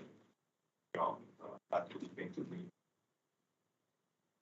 Thank you very much, Councillor Venter. So we will look at the individual applications that come in, Councillor Buddha, and then also Councillor Tabula. Are you happy with the response from the director? Yes, Madam Speaker. You're very happy. Thank you. Councillor Porter. Thank you, Speaker. I think when it comes to local economic development, because I think this issue also bound us to local economic development, and if not at all, you know, we do have a history, and currently there's a lot of say uncomfortability when it comes to small, medium enterprises. Particularly on the areas where the municipality has already provided, you know, for upcoming business people to trade and to do business, where rent has become a problem. And the department responsible for that must have a good understanding in terms of what I'm saying. Here we are sitting again with another development which is absolutely good. I'm really in love with the fact that the municipality is taking off of people. Previously disadvantaged people. And more importantly, vulnerable. But my concern here is when we look at, you know, in the emerging states for an upcoming or a new business person that hasn't found its ground yet, must still present themselves in the market, must still, you know, grow. To start off with 1,500, and can look across the district where these type of facilities has been made available to communities, business people, that they are suffering. So mine is for this council to look at that and to really make the term and the department local economic development work when we are saying we want to provide an opportunity, but not what we don't want to kill a person that has a prospective business, but because of rates and all these type of things, it's unable to punish. Thank you. Thank you very much for your valuable input, Councillor Porter. Council has noted that, and also the administration in it, because indeed business parks are there to assist with local economic development. Director Venter? Sorry, Speaker, just to note to council that the draft tariff policy, I believe they also adopted today already reflect a reduction in that particular. That we're subsidizing. Yes. Director Venter. Business parks, the tariffs, there's a reduction in the new proposed tariffs. Absolutely great. Thank you very much. That's wonderful news. Thanks, Director Venter. That item then carries unanimously. There's no counter proposal to it. We are at item E63 on page 540. The application for the lease of a portion 8 of the Farm Ridge Valley, number 225, Mossel Bay, to Cape Karoo International Pty Ltd. We have our recommendations listed. Can I have a proposal in this regard? Council Whip. Thank you, Madam Speaker. As the Ward Councillor, I also propose. Thank you very much. Do we have a seconder for Councillor Porter? Thank you, Madam Speaker. I will second it. Thank you, Councillor Delamain. Is there any questions of clarity or counter proposal to the item? I see none. The item then carries unanimously. We are then at item E64 on page 547, the alienation of earth 2418 Hartenbos, situated at Kamasi Street, Hartenbos, by the means of a tender process. Can we have a proposal in this regard? Executive Deputy Mayor. Thank you, Madam Speaker. I would like to propose that this item be referred back for further investigation, please, Speaker. Thank you. Do we have a seconder there that? Yes, you do, Madam Speaker. Thank you. The ward council is seconding. We're referring the specific one back for more detail and investigation. We are then at item E65, page 556, point 1 and 2. The proposed exchange of 1537 Reebok municipal property for 1538 Reebok, the property of ND Cornea, and then point 2, the proposed lease of the 1538 Reebok by Mossel by Municipality to ND Cornea. Can I have a proposer? I see the light of Councillor Annie. Thank you, Madam Speaker. I propose this item. Proposed by the ward councillor. Do we have a second in this regard? Yes, Madam Speaker, I would like to second the item. Thank you very much. We have a second. Is there any questions of clarity or counter proposal to the item? I see none. The item then carries unanimously. We are on item E66, page 562. Status report, disposal of lease of municipal properties for the period of August 2021 to January 2022 and municipal property related issues. Can I have a proposer for the recommendations listed 1 to 4? I see the light of Councillor Mbumbu. Thank you, Speaker. I propose that this item must be carried through. Thank you, Councillor Mbumbu. Do we have a seconder for the proposal? Yes, Madam Speaker, I would like to support Councillor Mbumbu. Thank you very much, Executive Deputy Mayor. Is there any questions of clarity or counter proposal on the item? I see none. The item then carries unanimously. We are on page 565, item E67. Draft Mossel Bay Spatial Development Framework and Environmental Management Framework 2022. We have our recommendations listed. Do we have a proposer for this item? Thank you, Madam Speaker. I would first like to thank our department responsible for this document and for the enormous work that they put in here to get this document in the draft format as this morning.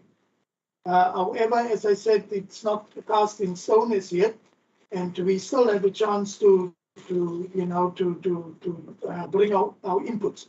And with that, Speaker, I would like to propose item E67 to be approved. Thank you. Thank you, Executive Deputy Mayor, who's then also the chairperson, for proposing. Do we have a seconder? I see the light of Councillor Kutsia. Madam Speaker, I second this item. Thank you very much, Councillor Kutsia. Is there any questions of clarity or counter proposal? I see none. The item then carries unanimously. Thank you very much, councillors. We are then, yes, my apologies, Councillor Mkonto. You may proceed with your question. Speaker.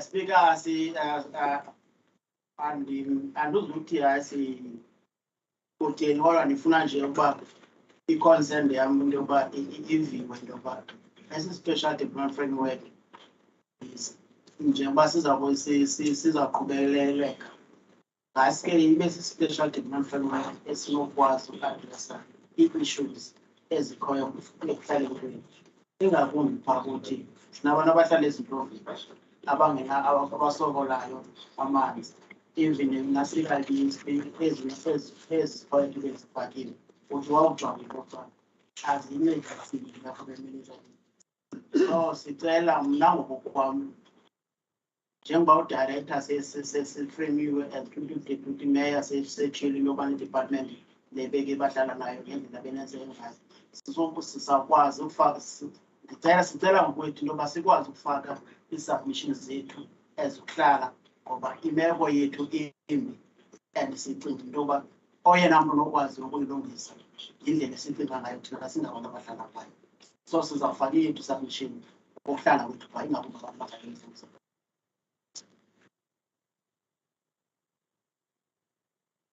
Thank you very much, Councillor Mkontu, Municipal Manager, Director Venter. Councillor Mkontu is then requesting, while we have the draft proposal in front of us, that councillors who in particular have informal settlements in the area municipal manager be afforded the opportunity to make input. Both the municipal manager and the director is indicating that it's absolutely in order. Thank you, Councillor Mkontu. So there's no counter proposal. You're just requesting that info and it will be granted. Councillor Baron.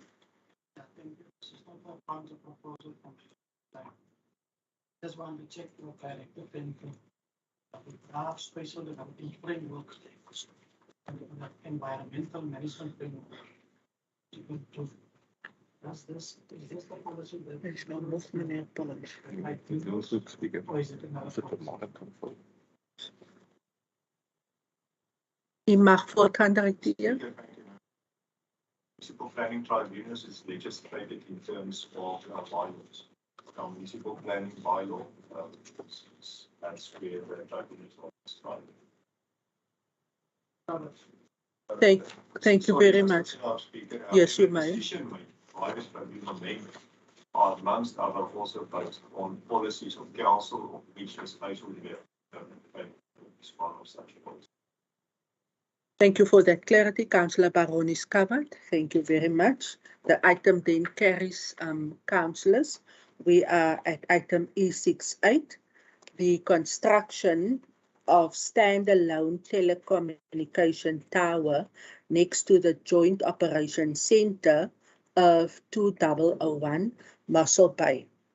Can we have a proposal in this regard? Yes, Madam Speaker, you do. Thank you. We have a proposal. Thank you very much. The portfolio chairperson is proposing. Do we have a seconder for Councillor Van Dijk? Councillor Kutsia? Madam Speaker, I second this item. Thank you very much. We then have a seconder. Is there any questions of clarity? Any counter proposals? I see no indication. The item carries unanimously. We are then at the last item for the open council meeting, and Councillor Porter has indicated he has disclosed, and we will very short briefly ask Councillor Porter just to be excused. Thank you, Councillor Porter. Just as long as they can be returned. You will come back shortly. Depends on how quick you walk to the door, Councillor Porter. Thank you very much. Councillors, we are then at page 575, item E69, the alleged breach of code of conduct. Councillor Porter, you have all the relevant documentation. The recommendations are listed on page 576 from point 1 to 6. On page 577, do we have a proposal in this regard? Madam Speaker, I propose. Thank you, Councillor Leroux. Do we have a seconder? Madam Speaker, I second. Thank you, Councillor Kutsia. Any questions of clarity or counter proposal? I see the light of Councillor Buddha. The ANC is abstaining. Councillor Baron. Speaker, thank you. Speaker, I'm not against this item. I think one thing out of this council today is that new councillors in this council need to be part of the workshop needs of a code of conduct. I don't know whether this item was tabled to council. Whether Councillor Porter was being called in, asked whether you know what is the code of conduct. So if you can be up to date, up to speed. So that's the only thing that I want to say about this point. At this stage, I don't see it as that serious. Because I think we need to equip our new councils on the code of conduct. Thank you. Thank you very much. A very important input from Councillor Baron, which is noted. Councillor Gous. Thank you, Chair. I'm good with Councillor. I think that Councillor Porter didn't act in bad faith. But my concern, Speaker, is the jurisdiction of this municipality in the matter. He did not bring this municipality into any disrepute because the functions that he was engaged in, or the activity he engaged in, was not relevant to any functions this municipality has to undertake or engage in.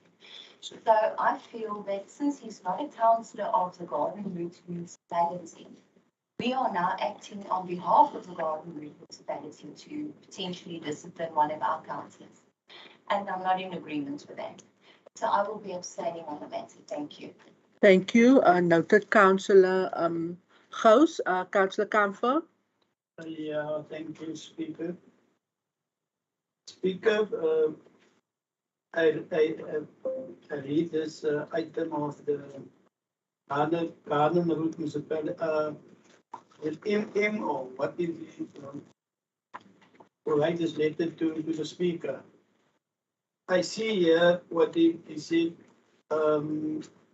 anyone indicate that anybody who falsely holds himself out to be inspector shall be guilty of an offence. Now, my question is, I don't know if this of the MM of he was here when this thing happens. If not, I'm not sure, and I agree with Councillor Gous. The other thing is, Speaker, if he see this, and I think there was more people involved in this thing. And now I wonder if the MM who write a letter to the Speaker, did he open cases against all the other people to the police? Because he said here, as jy jou vals voordoen vir enige iets, Speaker, dan kan u aangekla word. Nou ek is van die opinie, Speaker, dat ons kan in elk geval, ek stem saam, dat ons kan nie toelaat dat mense reg in eie hande neem nie. Daar's prosesse wat moet plaasvind en almal weet hoe dit werk. Want ek kan ook iemand gaan so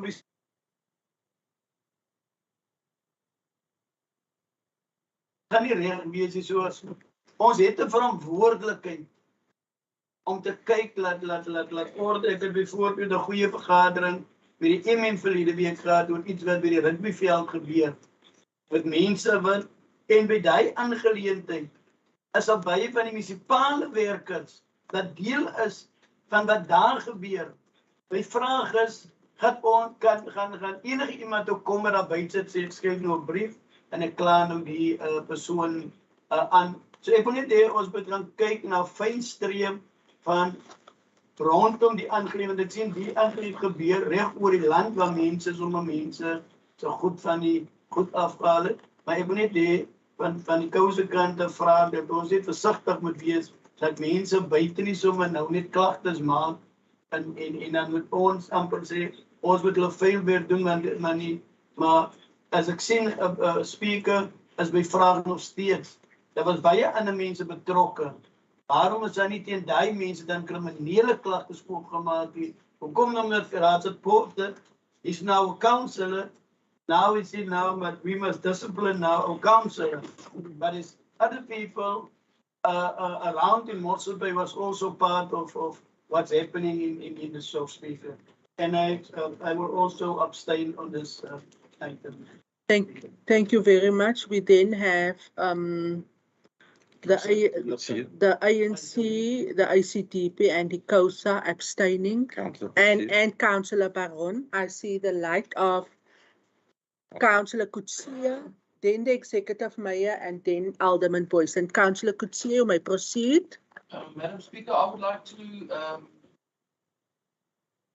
be of a different opinion. The code of conduct was signed by all of the councillors at the very first council meeting. The code of conduct is known to all of the councillors, whether you are a new councillor or a second or third term councillor. So there is no excuse under the ignorance of the rules that you have undersigned. Further, I would like to just draw the colleagues' attention to point 2, that the matter is referred to the Code of Conduct Committee for further investigation. So it's not about the contents that we are discussing here, but it's about referring it to the Code of Conduct Committee. Thank you very much. Correctly so. Thank you. That's the item at hand. Councillor Kutsia, Executive Mayor, then Alderman Boyson, then Councillor Van Dijk. Executive Mayor, you may proceed. Speaker, yeah, thank you. I don't think you need the code of conduct to realize that you're not allowed to take the law into your own hands. So I don't think that's an argument. Then I also can't understand the argument that this council has not been brought into disrepute when bordering on xenophobic and racial and very politically loaded comments were made, was distributed in a national PA campaign on Facebook and so on. So I cannot see how we can see that this council has not been brought into disrepute when councillors took, or a councillor took the law into his own hands, went into shops, made utterances that's very loaded. Definitely, it's not resonating with me, and I can't see how we can think that it's resonating with this council. Thank you very much, Executive Mayor. Alderman Boyson. I think Councillor Van Dijk already stated it. Councillor Kutsia. Sorry, Councillor Kutsia. If you look at the recommendation, we can't deal with the merit of the case here today. This report is just for cognizance. We have chosen here a committee to investigate it. So they will bring it back to council. It's not for us today here to say who is guilty and who is not guilty. If you see point number 2, that the matter be referred to the Code of Conduct Committee to investigate and make a finding on the alleged breach of the Code of Conduct and to make an appropriate recommendation to council. Dan gaat hij nog verder, gaat hij op naar die minister toe, minister Bradel toe, en hij stuurt voor ons terug op het einde van die dag. So, Madam Speaker, ons hier, die raad so daar hier om te zo just te weten, om te zeggen wie is schuldig en wie is onschuldig. So, ik denk, die councillor wat beschuldigd wordt, die zaak gaat homself bewijzen. Als hij onschuldig is, hij gaat homself bewijzen. Hij doet die Code of Conduct en hij gaat het bewijs voor hij committeert. Dan zal die committee voor onze aanbeveling sturen. Dank je.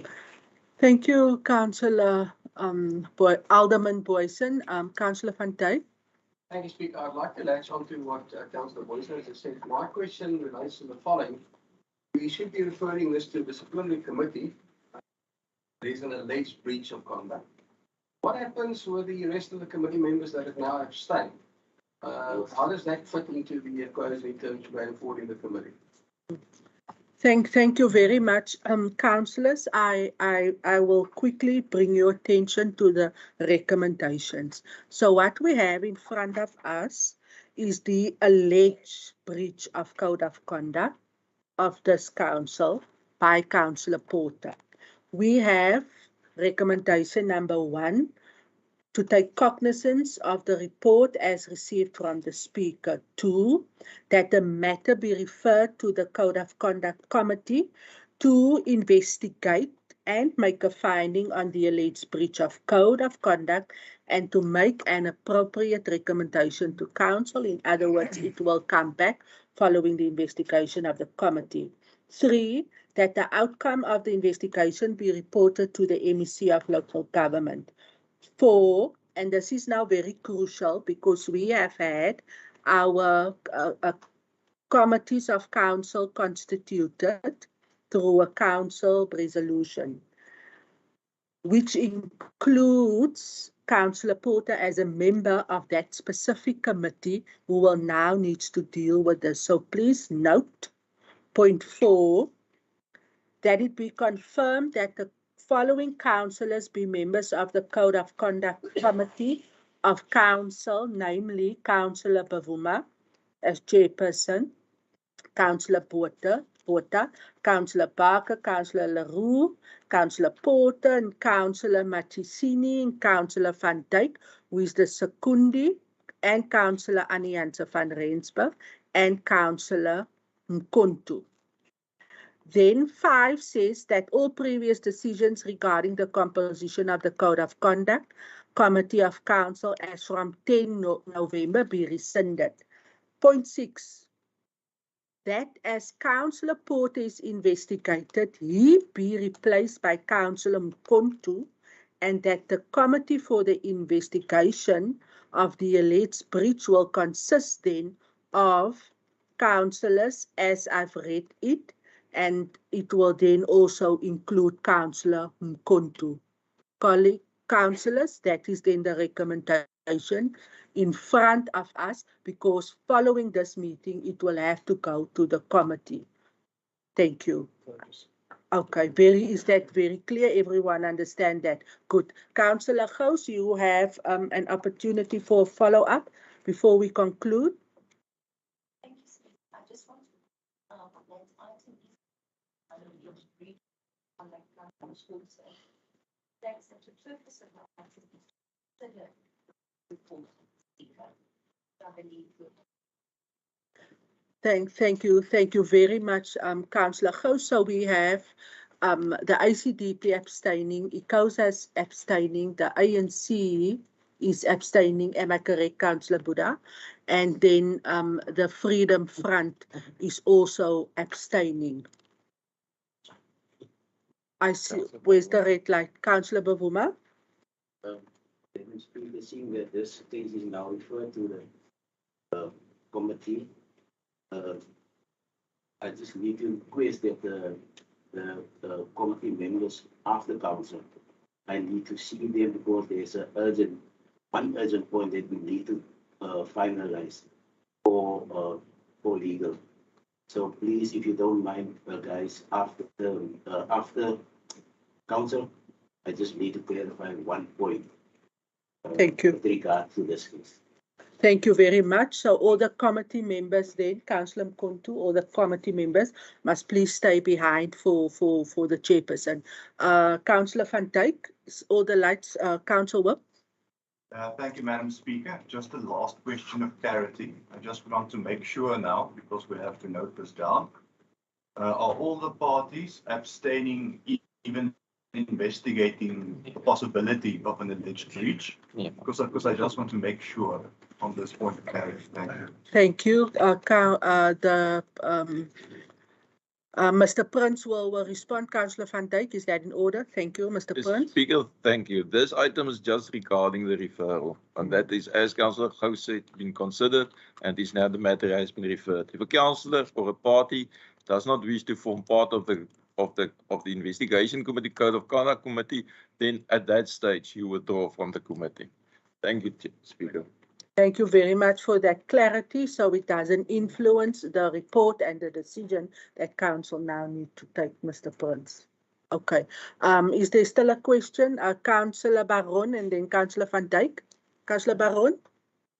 Speaker, so as you're rightfully saying, when you point out the reasons, council is not there to decide on the committee that agrees with us. That's not the purpose. So, council can be there and can decide what is in mind. Because nobody knows nothing until we hear all the facts there. That's correct. Thank you. That's correct. Councillor Van Dijk, do you have your question? Madam Speaker, I'm partly covered. But I still remind if there's an abstention, that means that we're not willing to go forward even with the referral.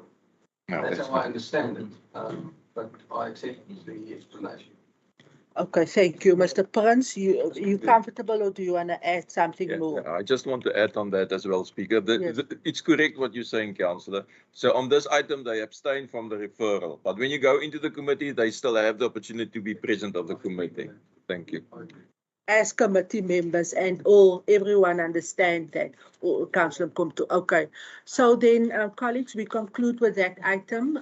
It carries with all the relevant parties that is abstaining. Thank you.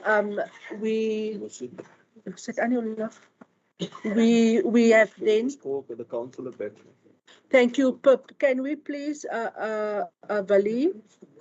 Kan ons die raadslid sê hy moet net terugkom vir sy ander pligte, dankie.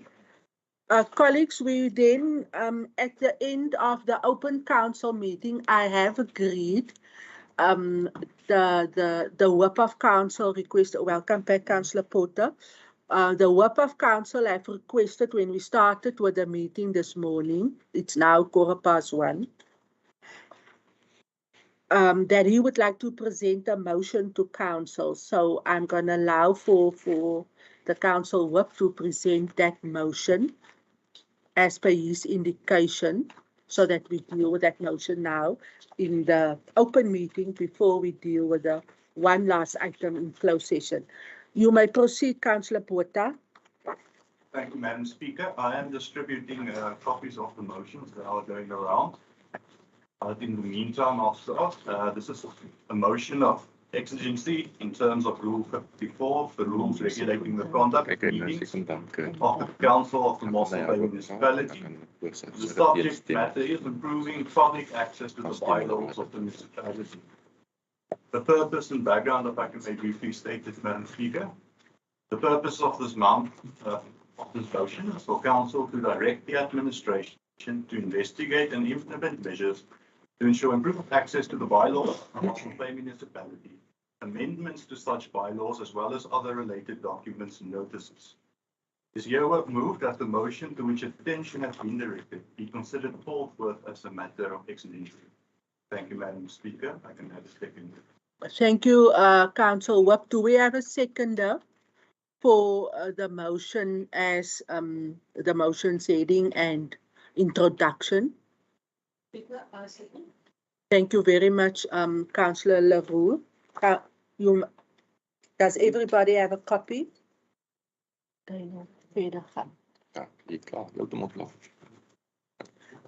We then now allow for the council work to proceed with the rest of the information that we need for this motion. Thank you, Madam Speaker. And the discussion and motivation, and to give a bit of background, the bylaws of the Mossel Bay Municipality are not readily available as a collection on public databases of other state entities. One would presume is tasked with maintaining such collections. Nor is it available on private sector databases unless a subscription fee is paid. It is a reality that a large percentage of the Mossel Bay public are not in a financial position to pay such fees, and thus turn to local libraries as well as the website of the Mossel Bay Municipality for access to the bylaws. It is thus crucial to maintain an up-to-date collection, which is accurate as possible, together with any amendments to adhere to the principles of transparency and legal certainty, in order to provide that those subject to the bylaws are armed with the ability to regulate their conduct accordingly. The recommendation is thus that Council direct the municipal manager to explore ways in which to ensure that the website is kept up to date and as accurate as possible, and thereafter report back to Council on implementation options, and then also to ensure that copies of the bylaws and their amendments are kept at each local library. An official is tasked with seeing thereto and maintaining the collection going forward, and then a last-minute amendment as well as other public documents of note. But the official also be charged with keeping them up to date at the library. Thank you very much. Thank you. Do you have a seconder?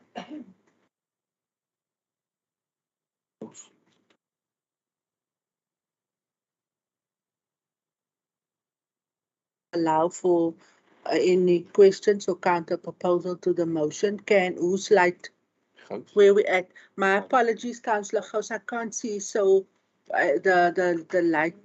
Baron first. Councillor Baron? Madam Speaker, no, I just want to say one thing. From the last term, the last 5 years, I think we are 4 months, 5 months now into the new term. That's correct. And already I see there's a difference between day and night. That's to equip the councillors and to take this town and this council to the next level. So thank you. Thank you very much. There is a vote of thanks from the Freedom Front for bringing the motion. Councillor Gous, I note your light. You may proceed. Chair, the ACDP supports this motion and we receive it with thanks. I think it's necessary. What we would like to see, Speaker, is what the ACDP has been asking for the entire last term as well, that the housing list document be included amongst that essential documentation that's available to the public so that they can see that the housing allocations are a transparent process. Thank you. The MM would just like to respond to the request of Councillor Gous. Executive Mayor, can the MM? That's not mine. Mine's not there. Who's the Councillor Porter? Thank you so much. Can we get the red light for the MM? Thank you. Chairperson, now we take note of what Councillor Gous said. We will investigate it because there might be some poppy issues around it because it's people's personal details on the plan. But we will investigate if possible, obviously, but if not possible, I think you'll understand. Thank you very much, MM. So the ICDP is indicating support for the motion tabled by Councillor Porter. Executive Mayor? Speaker, yeah, no, I agree with MM. I suppose it will not be, we will not be able to put that out there because it's not public information. But I think we must explore ways how councillors can be comfortable that the names on the list are legitimate and that nobody is doing stuff that's not supposed to be done. So because continuously we hear allegations, and I don't know, I don't think any of the DA councillors also are aware of who's on the, I've never seen that and so forth. But surely there must be ways, I think that list has been audited before and so on. So surely there must be ways to ensure that everything is in order and that there's no corruption then, if I can put it that way, or maladministration or whatever the word should be. I think we should look into that, and maybe Director Venter can also already give us an answer on that, that we can in here just be comfortable that there's no issues on the list. Because I'm also concerned because the first thing when we gonna give out the next lot of houses, then the people gonna say, but they're not happy with the list, and there's been some people behind the scenes removing people and putting on and so forth. And I don't have enough information to say, but it's not true because I don't know. I know that an audit's been done, so that's the only information or the only tool that I've got that I'm equipped with to tell the community that we're satisfied that everything is in order with the lists. So if you may, Director Venter, if you can, and MM, if we can just have that discussion maybe somewhere down the line about how the whole lists work, who can make veranderingen, sorry, my English almost recommendations. On the list and so forth, that we're just aware of how the list works and so on, that everybody in here can just be comfortable. But I can assure you from our side, we also don't have any access to the list. Thank you very much, Executive Mayor. My apologies. Councillor Porter. Thank you, Speaker. Firstly, I just want to report the housing list. And I think Councillor Boyson, 2001, 14 or 17, if I'm researching correct, Councillor made that point in terms of personal information not to be disseminated in public, but it becomes so the housing list is a problem. Council can find its way just to ease the pressure in terms of the housing list. Therefore, I put the council of housing. On the issue in terms of the motion of citizens, I think this is something that is supposed to be out there for really in terms of what is required when it comes to bylaws and information. And as council, we have a responsibility to share information, experience with our communities.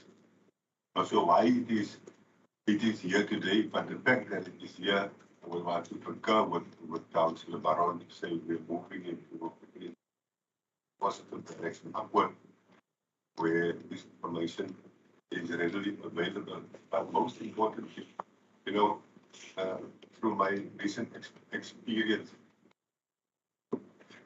when I've been introduced as a councillor in this municipality, as a public representative, I need to respond to individuals or members of the society. And when we be capacitated, form the times in terms of bylaws. Because everything that any person will come to you as a councillor as reference to a bylaw. Therefore, I want to thank you for asking. Thank you very much, Councillor Porter. The motion then carries. I want to ask one question. The motion stated improving public access to bylaws of the Mossel municipality to the community and all other estates. Can we bring in another bylaws? Because there's already a bylaw, and what Councillor Botha is saying, that we must make this thing public to people in libraries or wherever. Can we bring in new bylaws, what we already had in our bylaws, Speaker? Raadslid Kampel, ek verstaan nou nie u vraag nie. Raad het Gous, Speaker, Raad het Gous. She said our concern is about the housing issue. The housing list, ja. List. En die MM het geantwoord. Yes, die MM het geantwoord. Yes. Nou as die vraag is, die mosie is baie duidelik mos nou hier. Ja. Maar as dit Gous vra, yes, dat daar gekyk moet word om moontlik 'n punt in te bring by ons bylaws rondom die behuisings issue. Lease, ja. Lease. Ja. Nou vra ek mos nou, kan die bylaws verander word, want as dit verander kan word, dan sal meer ander punte moontlik wat mos nou waar ons mee sit, waar ons wil inbring om die bylaws mos nou as ek ja, te wysig. Okay, dit is my vraag. Goed, meneer Prins of munisipale bestuurder, kan u reageer, dankie. Voorzitter, as ek reg verstaan, Raadslid Gous het gevra dat ons die housing waiting list ook beskikbaar stel, ons die bylaws nog beskikbaar stel. Daar het ons respond. Wat u vra rondom wysiging van bylaws, natuurlik is 'n bylaw gewysig word, kom jy terug na die raad toe en ons sit dan die gewysigde ene in die openbaar vir die mense om te sien. Maar ons dink ons op dieselfde blad daar as ons vra dit net verskillend. Thank you, Councillor Kamfer, and for the clarity, the motion then carries unanimously. That brings us to the end of the open council meeting. And Councillor Gous, are you still on the agenda? Speaker, no, I want to object to the fact that we're taking the next item into closed session. I feel that as a municipality that is marketing ourselves as accountable and transparent, we need to be accountable to the residents and transparent to them, particularly about housing spending money. Now, I've read the item and you've said that matters of sub judice, but I don't think that that's pertinent in this instance. Simply because we're not going to be discussing matters in such detail to actually damage our cause in court. So my proposal is that the item be held in an open session, and also, Speaker, if I can object, on the 15th of March, I requested information from the administration regarding this municipality's legal liability, possible legal liabilities regarding court cases. And I asked that they be listed, and also that the money that has been spent thus far on defending those court cases be disclosed.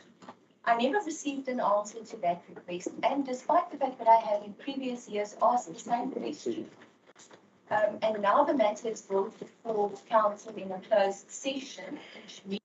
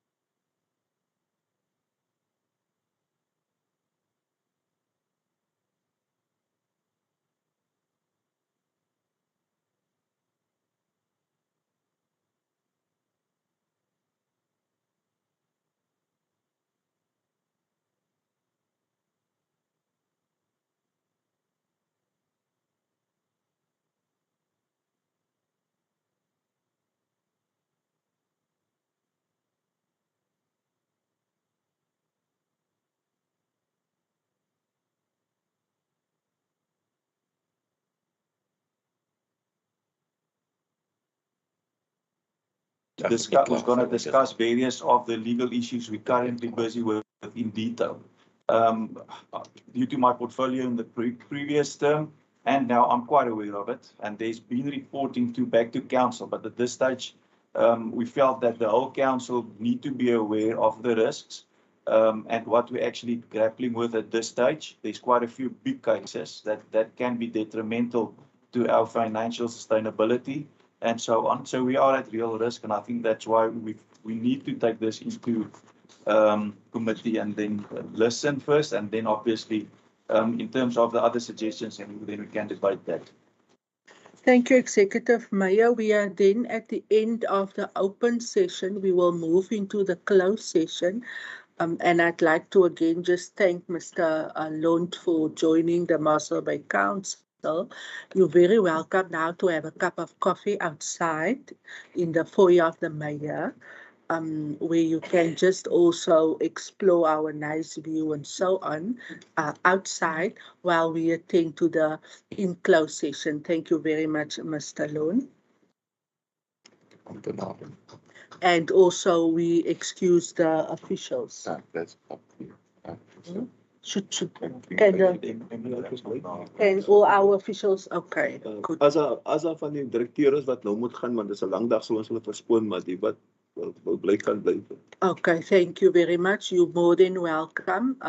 Perhaps the CFO must use. Yeah, the CFO must. The CFO must state you can't go CFO. Open up that laptop there. Thank you, Director Venter, and for Warren for acting. Director Naidu, who's looking very much snazzy today. And for us 50 million rand.